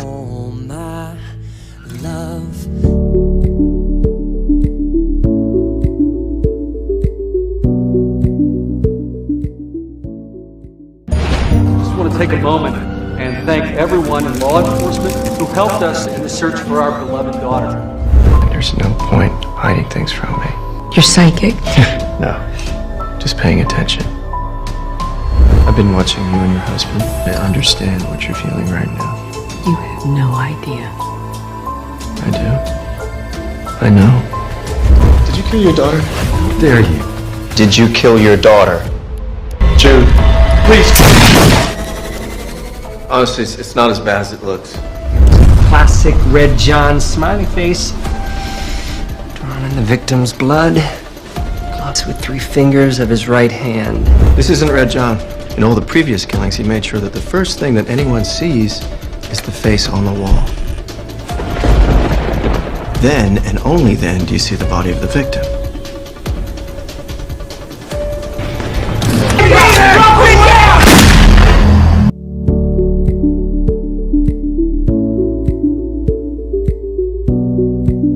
TV. Beyond the Policy.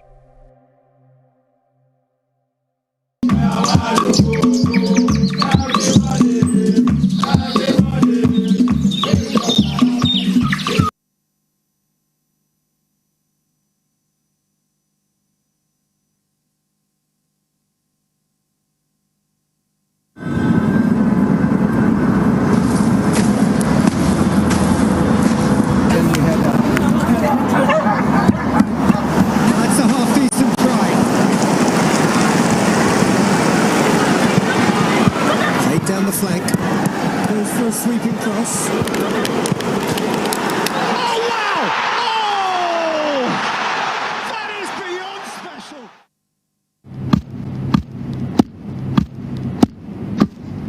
Kofi!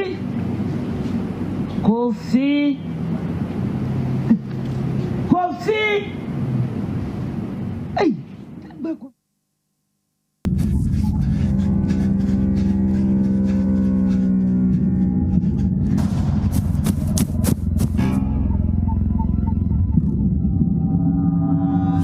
To the Cocoa Digest Morning Show. If you are just tuning in, this is the Cocoa Digest Morning Show, and we're about to have our main discussion. But please be reminded that we learned about monkeypox just a few minutes ago, about 20 to 30, about the challenges that private school teachers are facing in Ghana. And we have 2 notable members of society here in the studios with us who will be joining us for this conversation. So let's get into their profiles. The first one is Dr. Bright Honu. He's the advisory board chairman of the Ewutu Senya East and West districts, and he's also the proprietor of New Life Educational Center in Kas. Henry Senyo. He's a minister of the Christian religion, an educationist, CEO of Disciples Ministry, and then the president of Patriots of Ghana, a civic advocacy group. And then also he has been awarded the best head teacher for the private schools in Ewutu Senya East Municipal by GES May 2024. He's also the headmaster of Praise Academy in Kaswa and the assistant secretary of the GNAPS district of Asem. Good morning, gentlemen. Good morning, Yaira. How are you? I'm fine, thank you. That's Yourselves? wonderful, but it's great. The nutshell, we have trained teachers. For instance, in my school, we have few trained teachers, but majority are made up with. We mix them together and by. No, oh, but then that's bad. You can indirectly do that. That is taking the person on. Oh, no. Okay, so you have to. Okay. Yeah, if the teacher has qualified and is out there, and he comes up and he's willing to work with you, then you negotiate. Okay. And then have him on. Okay, because I think that would have been a better option than having to now train other people. Yeah, you know, it could be, if I could come in, it could be, but it all started with the single spine salary structure. Initially, private schools were paying better until the government came up with the single spine salary. And since then, it has been difficult for private schools to also the training college. So because of that, you have to take on the senior high graduates And then train them. Okay. Yeah, you got to build them up to the professional standard required so that they can turn up. So what about the job security? Like you said, your school has been locked. Yes. So with that, your teachers don't have tenured jobs, right? Yes. Where they know that, till I retire, I'm here. But now the school has been locked. What about that? How? You know, that day I was even not in Accra. I was around Seche, and I was called that they came in. And you understand? I have to go. I have to. So what was the reason they came there? Because of the taxes? Because of the tax. How much was it? Because of the tax. So they came with their guns and everything. Okay. So instantly over there, I have to call a radio station to go to the school to find out what was happening. And when they took them on to, they came in and they saw that no, what they were doing was. And when they took them on to, when I came back, they were accusing me, why didn't I settle the case with them? Why did you send it? You understand? So. But you came there with guns to threaten people. And the children went to, because as a result of that, I lost some of the kids. Because, they were so frightened. They went to and they were saying that policemen were in the school, they want to shoot us. And so you understand, which is not normal. How much was it at all? And why wouldn't you exercise restraint so that even you see the person in question? Even that guy wasn't there, the head was able to give them part of the money, but they still insist to do whatever they are doing. The teachers there, they felt they are insecure, but by the grace of God, we'll be able to talk to. So, what needs to be done?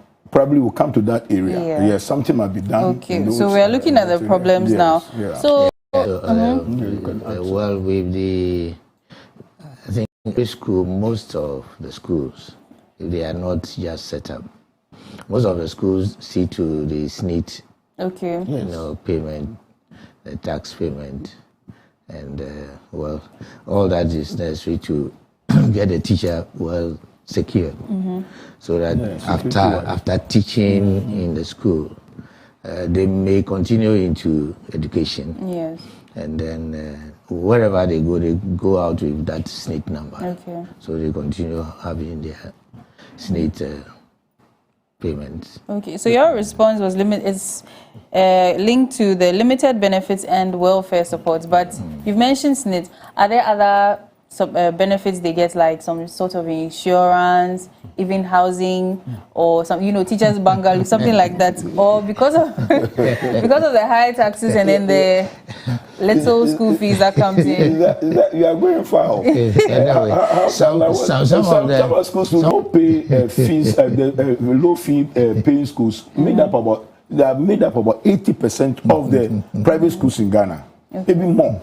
You understand? So when we talk about this prestigious, so-called prestigious one, they are just few. Okay. You understand? So the truth, that is why normally we employ the SS graduates, we train them, then later they prepare themselves. Most of them, not because they are not qualified, but because of where they are coming from. Probably they are well qualified to enter in the tertiary institution, but because of the financial issues, they have to come teach a little before getting some moving on. You understand? So that's it. Like Reverend Radley said, we pay SNIT. For SNIT we pay, but apart from the SNIT, even we find it very look.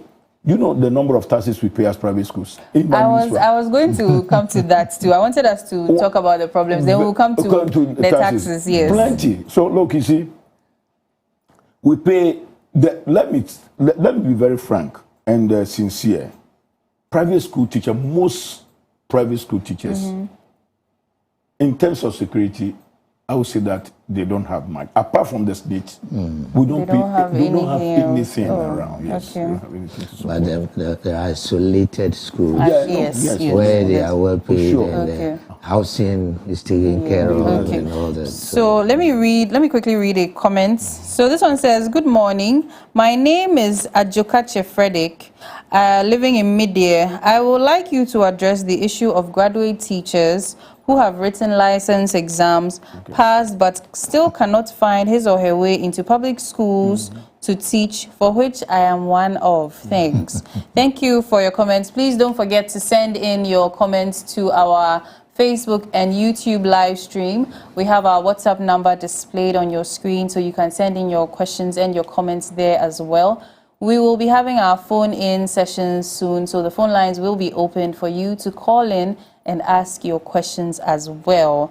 Thank you so much, Mr. Adjokache Frederick. So, is this question appropriate? Would you be able to answer this question about graduate teachers that have written their exams, their license exams, and still cannot find their ways into any schools? What I don't know, I believe that Rev will say something about it. What I can say briefly about this is that the government has made it, clear that they are not in position to find jobs for the trainees now. It's the issue now. So when you are, you know you are qualified, then you can go in. So you have to go on your own. Seek your. So there's nothing like, let's say, the NSS secretariat that will post you here, or even the nurses and the doctors. You have to apply. You have to go yourself. There's a freeze. Okay. So you have to apply yourself. So when you are employed, fine. If you are not employed, then you have to find yourself somewhere else. Okay. So he says he lives at Mid-Year. Mid-Year is opposite. And I've recommended he comes to seek employment from you. So yes. Now, the workload and then the high expectations. As a product of a private school myself, I know that the kind of teaching and the kind of work they give us, honestly, today I'm grateful. But back then, we were going through so much as compared to our public school mates. So how are you able to handle that, the syllabus, teaching these students, taking your time to teach them very well, give them attention, while all these problems are being faced by these same teachers?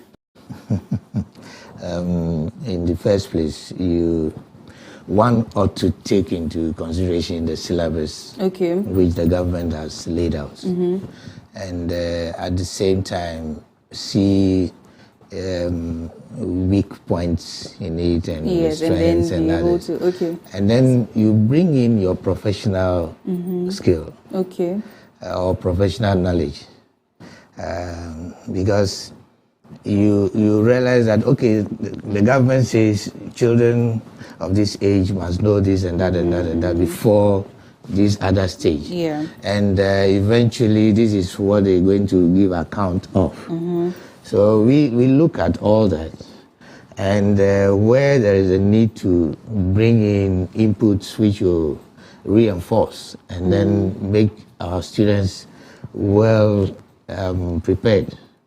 We do that. That's why in the private institutions, you see that we want to always offer the best to the child, so that the child comes up to the required standard of intellectual expectation, which will enable that child to move on and then be well established. That's why in Ghana, if we can be true to ourselves, most of the, those who are in key position, even in parliament, if they will be true, most of them might have we've heard that most of them have their awards in private schools. Meanwhile, they were taught, some were taught by the senior high graduates.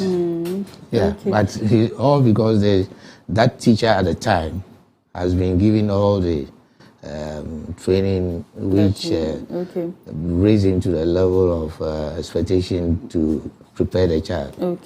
So, like I said, I am a product of private schools, and the teachers are so amount. So they have to. So all I would say is that, let's be very frank. Private school teachers are doing yeoman's work. They need to be. They need to be praised in every situation. That we need not to underrate them in any way. They are really, really helping Mother Ghana. Like our counterparts in the public schools, they earn so much. But at the end of the day, they still complaining. When did the training colleges, training college, why do they education college? Why do they call off their strike? Just 3 days ago or yesterday, you understand? But private school teacher wouldn't go on strike, though he or she's under stress. Make sure he knows his so at times they bring in certain laws, certain policies, which at the end of the day, it's just like as my brother is seated here, and someone comes to him and say that lift this table. Meanwhile, this table, he knows how to, and then you come enforcing him to do it. At the end of the day, you destroy everything. Yes, that is the issue true. on the ground now. Okay. So, if the government will help, in fact, and give us teachers. As he has rightly said, the government does not in any way subvent or send teachers to private schools. Okay, so they can give. Always the private schools employ the teachers, and a government-trained teacher decides to be in a private school sector. Okay. Depending on his or her own vision or plans for life. Okay. But government does not. And well, that one depends on the government policy. Okay. So I have one. I think Frederick again. He says, still Frederick.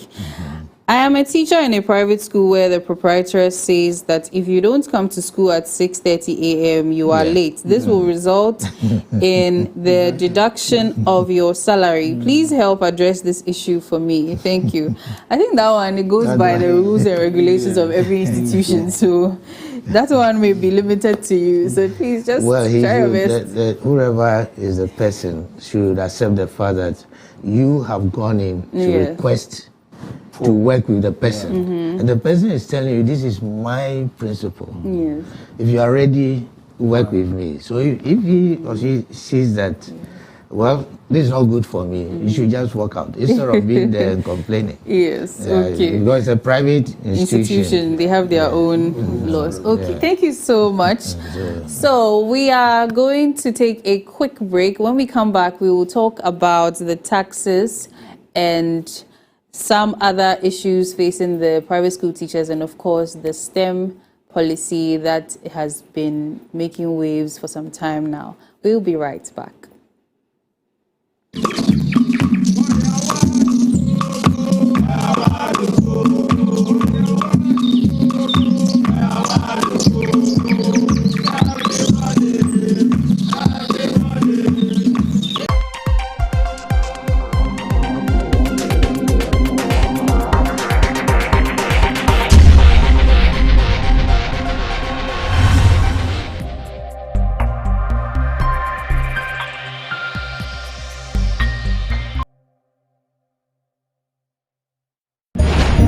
Take a moment and thank everyone in law enforcement who helped us in the search for our beloved daughter. There's no point hiding things from me. You're psychic? No, just paying attention. I've been watching you and your husband. I understand what you're feeling right now. You have no idea. I do. I know. Did you kill your daughter? How dare you? Did you kill your daughter? Jude, please.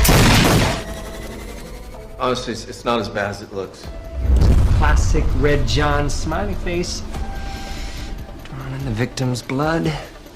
Gloves with 3 fingers of his right hand. This isn't Red John. In all the previous killings, he made sure that the first thing that anyone sees is the face on the wall. Then, and only then, do you see the body of the victim.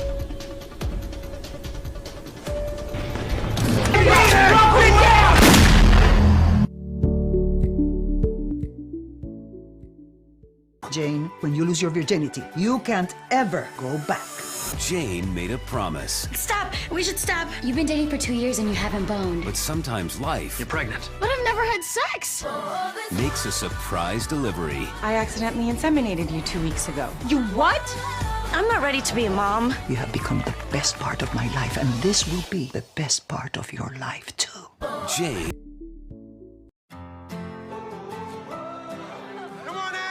Switch? Switch. I know how complicated this delivery could get. Well, I'm gonna need everyone in this room to believe me when I say that only good things are gonna happen here today. I want you to know it. 36 years ago, you left me at the front door of a fire station. I'm your biological son. If you think I'm gonna forgive you, I don't. Screw you. You wanna meet your grandchildren? He is looking good. He's not right. Your wife is in distress, Jack. Do you remember what Dad used to say? Go see your babies. They're excited to meet their father.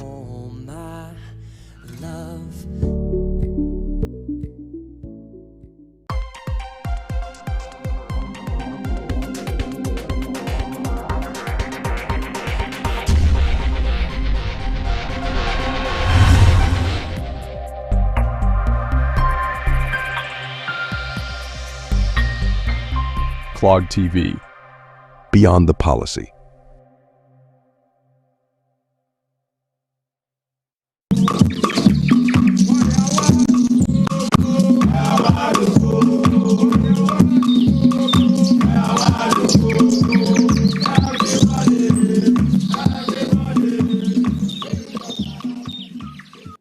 Yeah, welcome back to the Cocoa Digest Morning Show. If you're just tuning in, this is the Cocoa Digest Morning Show. We are having our main discussion and we're talking about the challenges that private school teachers face here in Ghana. So I have with me Dr. Honu and Reverend Dr. Senyo, who are proprietors and also key stakeholders in the Private Schools Association, the Ewutu Senya East and West Districts.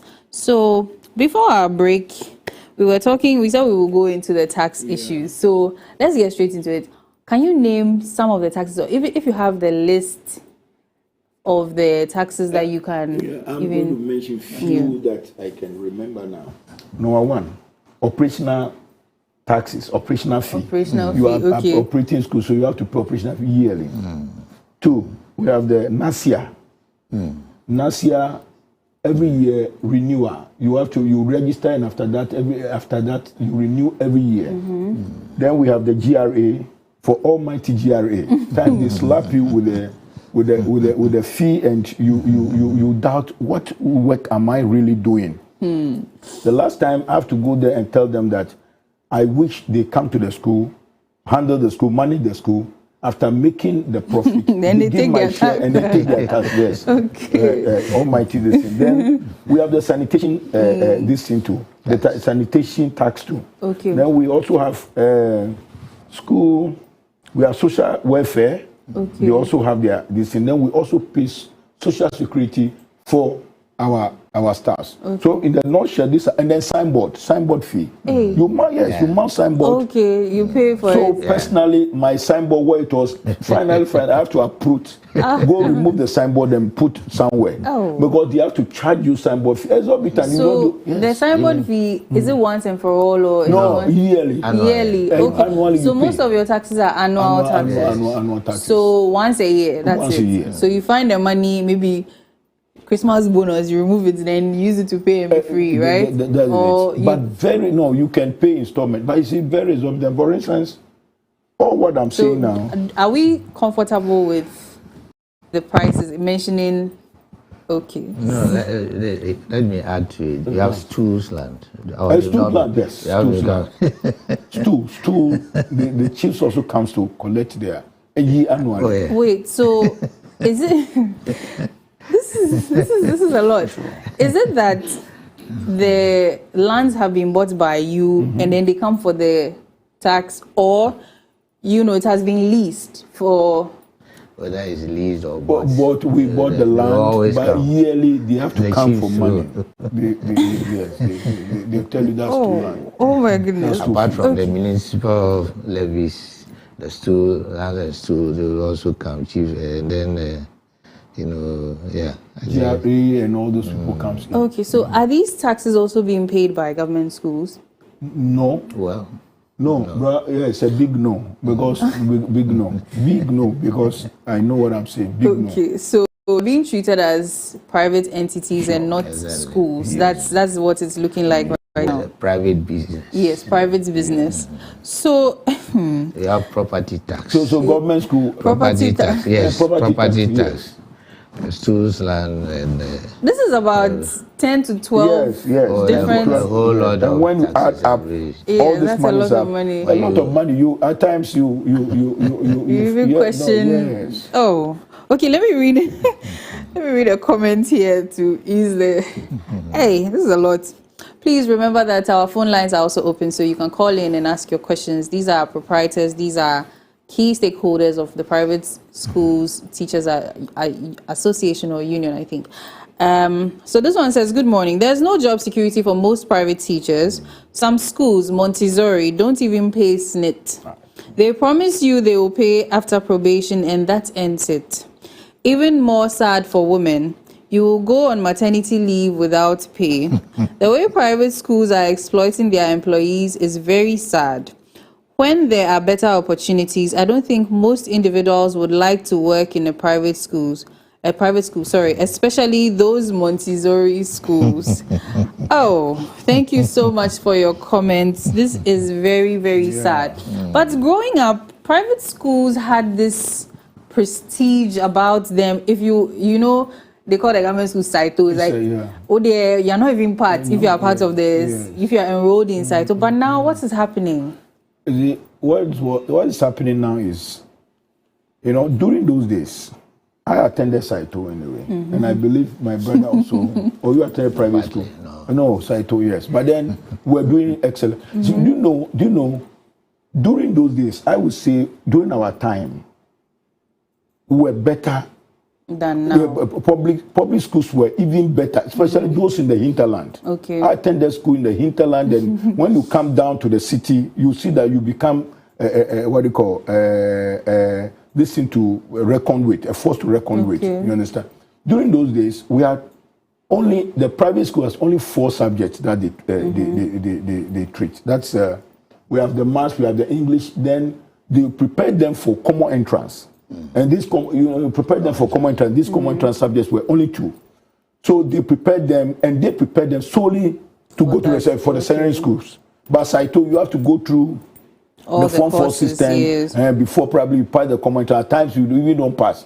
You don't even you have to be trying. You understand? That's what made the private school then better. And also during those days, because their subjects were not compounded, the private schools were able to. You understand? But now we are all doing the same thing. But okay, your generation is a little far from mine. Sure. But my time or during, we had extra courses like. We had mates who were in Saito who were not really doing music and dance. Yes. We were doing those extracurricular crafts and arts and things like that. So what caused the decline in private schools? But before you answer, we have a caller on the line. Hello, good morning. Your name and where you're calling from? All right. Hello. Oh, sorry, we have lost him. We hope you can call back so we can interact with you. So yes, what is causing the decline in the private schools? It's not rise and fall, decline, sort of. But it's the pressure. Okay. It all started with the single spine salary fixation for the government sector. You see, initially, private schools were paying better. Okay. If you taught in the private school, you received a higher salary than someone who was even in the government sector. But after the single spine, it's the table over 10. Okay.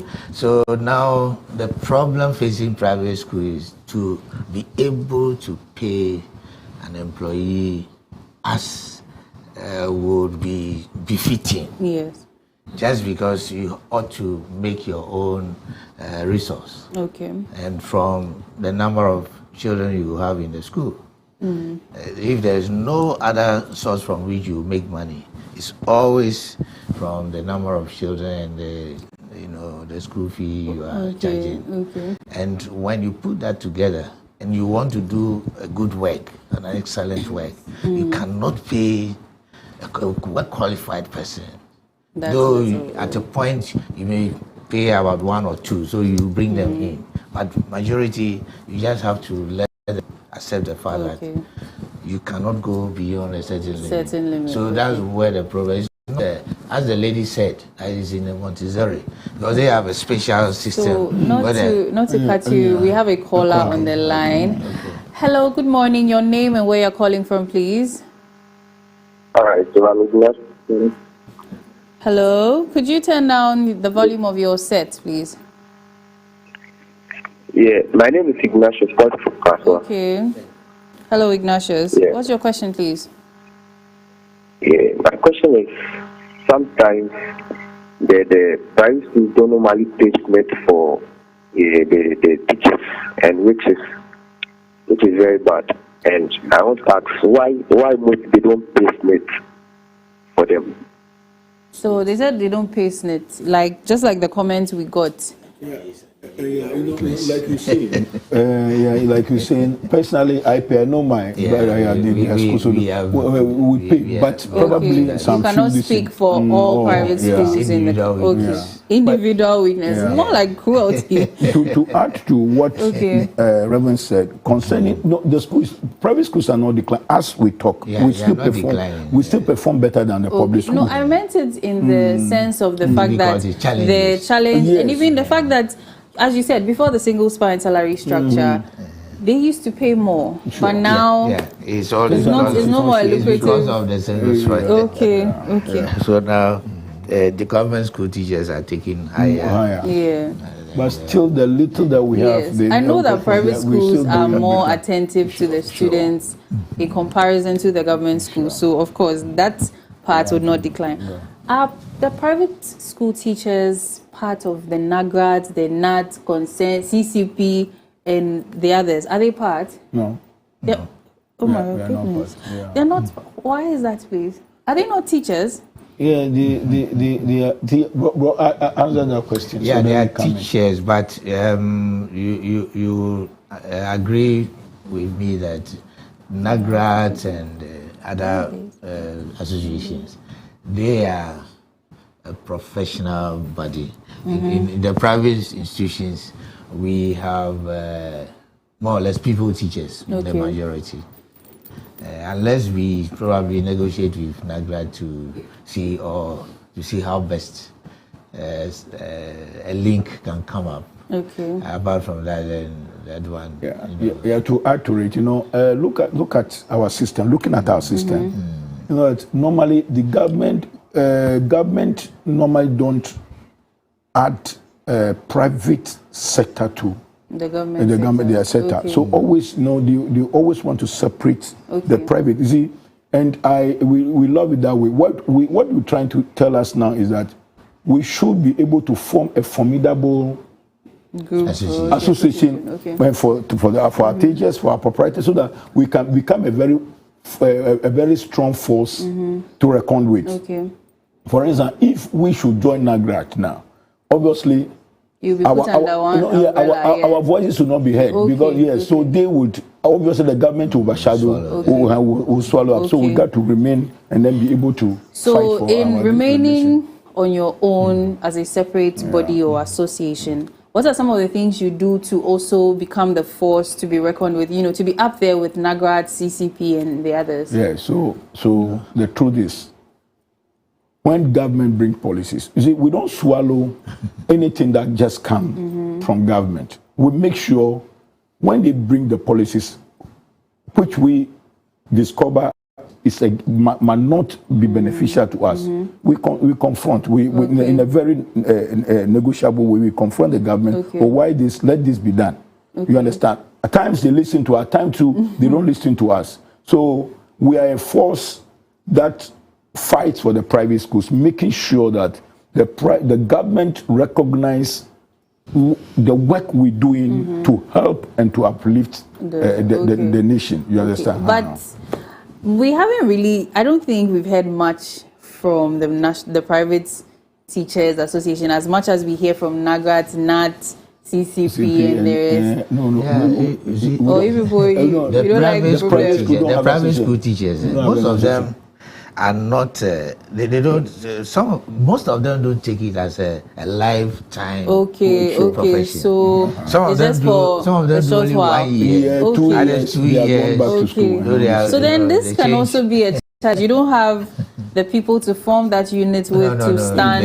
They can. So that's why we have this. What do you call the NAPS? That is Government Association of Private Schools. For the private schools proprietor side, so we have formed so we fight for the private school, the interest of the interest of the teachers and so we have another caller on the line. Hello, good morning. Your name and where you're calling from, please.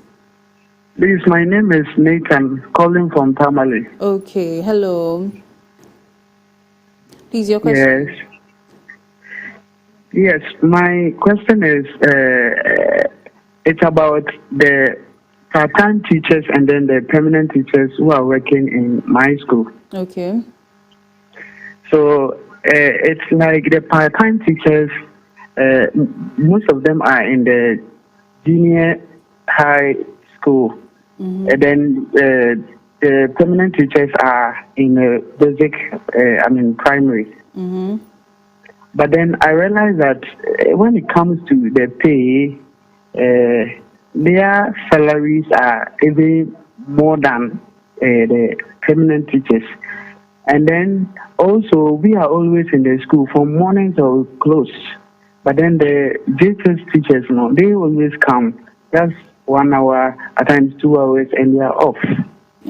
And most of the taxes are not being levied on them because they are having their, some of them are government workers. So the taxes are taken over there where they are working for the government. But in the private school, where we are all working and they are part-time, they rather levy those who are permanent workers over there. And then theirs are not part. So I want to find out why is it like that?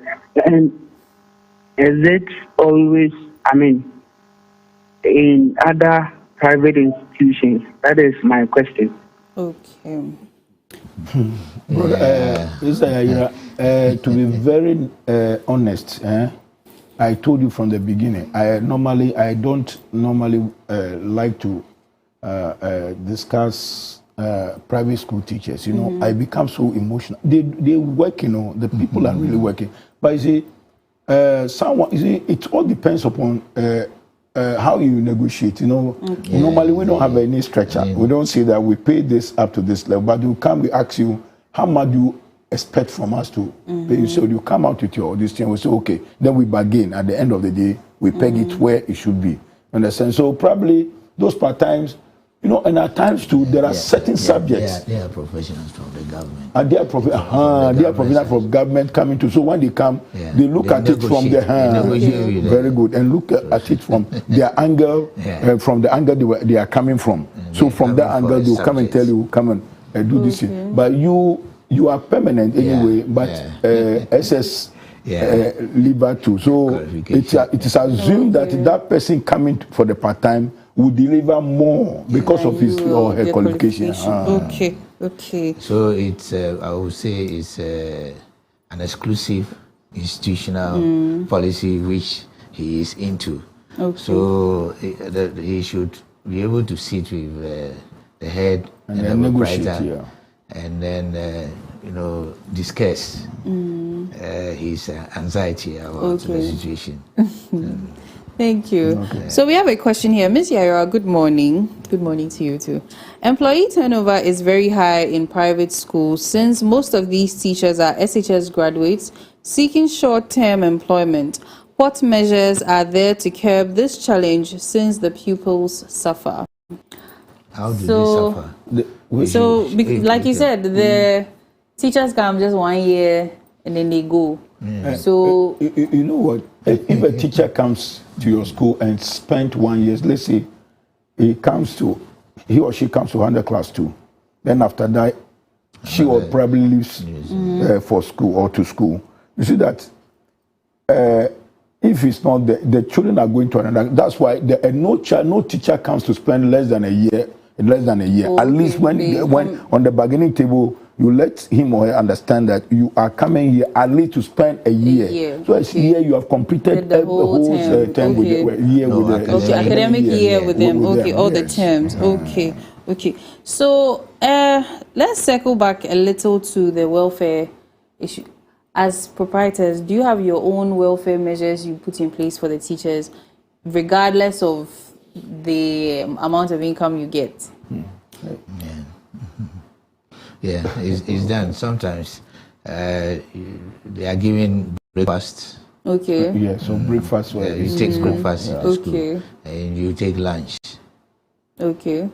So Free. Free. Well, yeah. School feeding program. So yes, even on the topic of school feeding program, does that translate to private schools? No. So basically, private schools are not enjoying all the. Yeah. So the governments always think what do you call private schools are into business, but the truth is, we are here pleading with the authorities that private, not all private schools are into business. Okay. Like I was telling you the last time. For instance, my school, my joy is that I've seen small kids passing through my school, becoming medical doctors today, accountants. That's my joy. But the truth is, we established that school. I wouldn't say we established that school purpose because we saw children just roaming about. Okay. You understand? So more coming forth, and with this notion that when you are in a private government school, you have a school of your choice. But when you are in a primary school, private school, no matter the public school, you have the school of your church. But when the private school, no matter your aggregate, you can't get a school of your church. The schools, immediately they get to class 6, form 1, they all run to this. And those things must be addressed. Okay. But at the end of the day, it's about the Ghanaian child. My concern is not about private, public. It's about the development of this country. Yeah. And so when we bring in these divisions, it only creates confusion and mess outside there. Let the authorities that comes in, and then let them go on podiums and announce that no, let us be very frank. Private schools does better than the public schools, because at the end of the day, every big man in this country has his child or her child in the private school, not in the public school. Let us not make our assumptions. All right. But you know what? In my school, I have teachers. I have teachers in the public school. There are kids in my school. So why not in the public school? That means something. There's something there. That is it. So the government has to always look at the education of the nation as a whole. Okay. There shouldn't, even if there are sectors or if there will be division, they must always put in measures which will cater for every child. Thank you.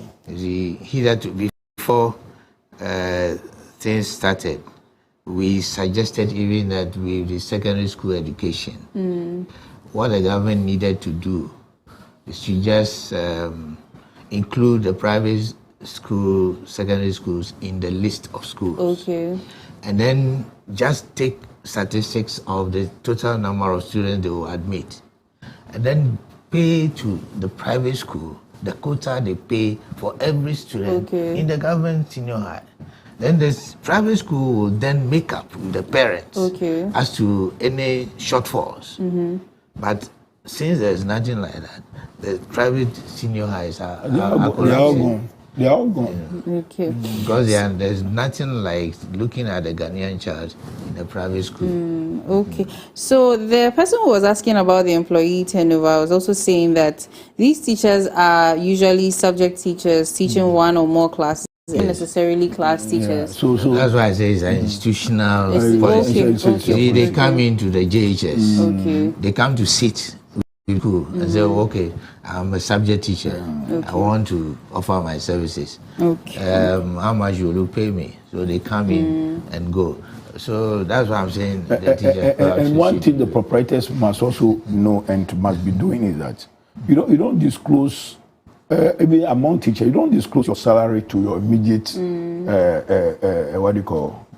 Colleague, you know, because based on the qualifications. So you should be. I mean, those things might be secret, you know. By the end of the day, people realize it's this thing. So let's talk about the STEM quickly. Then we wrap up with some of the measures you think that the government can put in place to help support the private school teachers and the schools to come back to be able to just come as a whole with the government schools. So yes, the STEM policy. STEM. There seems to be a running notion that private schools have been excluded. Can you speak to that? Yes, we've heard there's this, but then I don't blame anyone in this situation that government, private schools are excluded, because when we were moving from the old system, which was the 4-4 O-level system, it was the same issue. You know, it was started on pilot basis. By then, Jerry John Rawlings was started on pilot. Since Kimbu was one of the pilot schools during that time. Okay, so they piloted it for some time before implementing it all over. So for that one, we are not this. But the issue now is that I'm saying this with passion as a Ghanaian who loves his nation so much that he's even ready to sacrifice anything for this nation. You know, I mean, is it the first time that we are hearing this stamps issue? This is not the first time. Because what Commissioner Jobo, then Professor Jobo recommended, which was implemented during the JSS system, it was the same thing. We saw workshops built all over the country. Every school, every JSS has its own workshop with instrument and equipment over there, which were training the children in science, technology, maths, and all those engineering. They were all trained there. But it became 9-day wonder. So my question is, when are we going to stop, as far as our education is concerned, when are we going to stop going back and front? It is just back and front. Because it didn't mean that we kept to that system. I'm telling you honestly, Ghana would have been, we've not reached any standard, would have been like India, would have been like China by this time. You see, so, well, personally, I'm not seeing any new, it's not any new, so the advice I would give is that I will now plead with the powers that be that they should help to be able to equip every school. You see, when you go to Europe or the Americans, you see, no one goes to even stays in the boarding house. Nobody. It's only this private school. But what they do is that there are community schools all over, and there are no category A. Now we have category A, category B, and this is what is been destroying things most. Well, but the categories are based on facilities and yes, you see, so we got to make it. We have to make the playing ground very level for everyone. So whether you attend a school, so you see, it also brings inferiority complex in our kids. They go to say which school have you Aveme secondary school, Aveme. It's no offense to any I wouldn't offend. You see, I'm saying this with passion. You know, Banchasi secondary school. So you understand? So no, we attended this, we attended that. It brings the morale of that child. So my plea is that let there be level playing ground. What is lacking there? That is making that place not to be called a class school. Let's provide those things. But jumping and then coming. I was telling the other time that when you want to put up a stretcher, you don't just jump and go and put it in the air. Everything will collapse. The foundation must be strong. But it seems we are always building in the air, not from the making the foundation strong. Okay, so you want to add the same issue. You see, it goes with practicality. So even the government is not able to cover the whole nation with the policy. I think they are still doing it on yes. So if they really want it to be very effective, and they have to go to the drawing table and look at how it can be implemented. It's something which can be implemented. I don't know why they think they will not get facilitators. Okay, but have private schools been excluded from it? Yeah, of course, we are not. We are left to ourselves to decide whether we want to. But do private schools have the facilities to be able to take that on as well? You have to work out for it. Yeah, we have to work out when it's when the policy is ignited. Obviously, we have to get involved. So, do you intend to take that up when you're... See, a Ghanaian child should not be denied. Yes. So the private school will have to. Okay. But if you want to now to get even the equipment, you cannot afford the money. Yes. And the government has not made any availability to make the private school have it easily accessible. Okay. So how are you going to get the equipment? That's true. If you want to, you want to teach the children coding and all that, they'll need laptops, yes, and all internet that. services. So at least when you are bringing in this, then the government might have already, put in a program whereby schools can get those laptops. They can have it easily accessible somewhere at a very low price because it has been subsidized. Yeah. But no, you are going to the market where you get it at a high cost, and is free advice. Free advice to all Ghanaians because we are. You see, one, I will that whenever we want to implement policy, we should go slowly, not easily. Now, slowly. Why the failure of JSS? Because I've seen it. The failure was there were no facilitators. Okay. In my village, for instance, when they about to learn sewing, they bring in a tailor from the town, and this tailor is not educated. So when he knows, I remember vividly. I didn't attend this, but I was there. What he knows is the needle and then the bobby. There's something we call it bobby. When it comes, he said, "This is bobby. This is needle. This is bobby." So this is how you put it in. That was all. So at the end of the day, there were no facilitators. The children were not benefiting. Yeah. The teachers has to. No, but the government did well because every school was well equipped. Yeah. But they started taking the things away. I wouldn't say they've stolen them, but so it became a 91. So let's hit slowly. Secondly, let's make sure. You see, it's not about rushing because we've rushed so much that now we are crashing. So let us hit slowly. Yeah. Let's begin to implement it. The system we have now. Look, I was saying this the last time. I said, let us have a long-term, protracted year of educational policy, which probably we may have, but it's under this thing. 50 years, long-term, medium-term, 10 years, 5 years, short term. So we'll be reviewing it gradually. Before you realize that we'll get by this one, we hold this. Within a year, 2, 3, we say, no, this not working. Then we throw it away. Then we go in. At the end of the day, we can never get there, and that is what is impeding the development of our country. Okay. And it is putting a big burden on the parents. Okay. Because the textbooks are now very costly. Very, very expensive. Even in the university. You can very costly because they are being printed here. You see, when there is a long-term syllabus, hitherto, that has been the practice. The publishers print it outside and they bring it in at a low rate. But now, because the syllabus is constantly reviewed, you print a book today, they come out the next day, so there's a change in the syllabus. So you have to go and do another one again. It's making things terrible for parents. And the amounts they were using to buy 10, 12 books is now for one. And then the subjects I keep saying this. You mentioned the last time. Let the subject be limited so that the children, see, a class 1 child learning 9 subjects. Within 10 minutes, a class is over. So they are not getting anything. They're just cramming. Let's compound this in, compress the subject, make it up to 5. English, maths, science, history. Today we are even not some life skills. That's a life skill. English, so we can even bring in computer science. You understand it? Computer science. This 5. So as it goes on, then we can be increasing it. So at the GHS level, they can be doing about 7 subjects, being a Ghanaian, and this comes through education.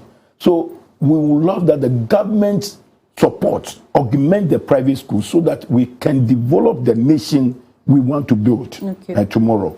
Then secondly, we plead that when decisions are to be taken, policy makers must be consulted. Only few people go sit somewhere, and at the end of the day, unite this thing. So you see, because of that, I'm humbly appealing to all politicians from every divide that it should not be because I am Polycarp B.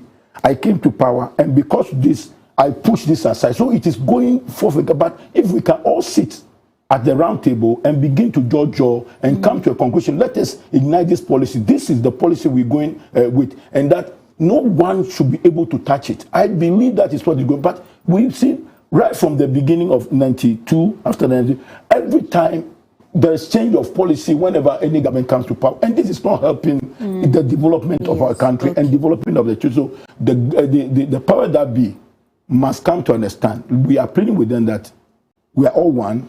We are all trying to build Ghana. Let's all have one mindset towards our education. If any other area could be touched, let education not be touched, because that is where our politicians are coming from, our medical doctors, our journalists like you are coming from, our ministers are coming from. And if that sector is destroyed, then we should know that our nation will be sunk forever and ever. This is a piece of advice we have for this. Thank you so much, Dr. Honu. So, Reverend, what about you? What are some of your suggestions? I'd like to suggest that Ghana should always look at educating all children alike. Hence, whoever might be put in responsible position to look at the policy for the nation regarding education should not put in any division. It must cut across. And the private school should not be seen as profit-making business ventures. They should be looked at as an excellent area of making good products of educated children. Hence, whatever will have to go into education should be extended to that area for the benefit of the children and for the benefit of Mother Ghana. It's very, very important. Thank you so much. So, your brief closing remarks, then we bring the Cocoa Digest Morning Show to an end. Well, we still have to, we don't have to lose hope. But we just have to sit up and then make amends where we need to make amends to ensure that the private schools are not I have to be careful here. They are not squeezed into oblivion. Because the way they are being handled now within the national setup, proprietors and proprietresses find it very, very, very extremely difficult, and due to that, some are dealing out. But if that happens, it's a negativity to the progress of our nation. So we need to look at that. Thank you very much. So, so briefly, I would say that all Ghanaians, to all of us, including you, because we are the Ghanaians, we have to build this nation. With my understanding, I would say that education must lead to discovery, and that discovery must lead to recovery. Anything short of that is not education. You understand? So what am I trying to say? Let us understand this, that we've lost so many things. Look, we have the viable land, we have our water bodies have been polluted today, it's harming us. Therefore, we have to formulate our educational policies which will lead us to discover what is really biting us and killing us. So from that, we can recover whatever we have lost as a nation. Thank you very much. Thank you too. This has been a very, very fruitful conversation. Thank you so much for granting us your presence here on the Cocoa Digest Morning Show. We hope to see you again very soon. And also, to you, our cherished viewers, most cherished viewers, thank you so much for joining us here on the Cocoa Digest Morning Show. A big thank you to our production team, to our management. A big thank you to everyone that sent in comments. A big thank you to our sponsor over everything. Thank you so, so much for your impact, for everything that you've been and done to us, for us. Thank you for being such a blessing. Thank you once again for joining us. All of this would not have been possible without any of you. I hope to see you again bright and early on Thursday morning. Do have a blessed week.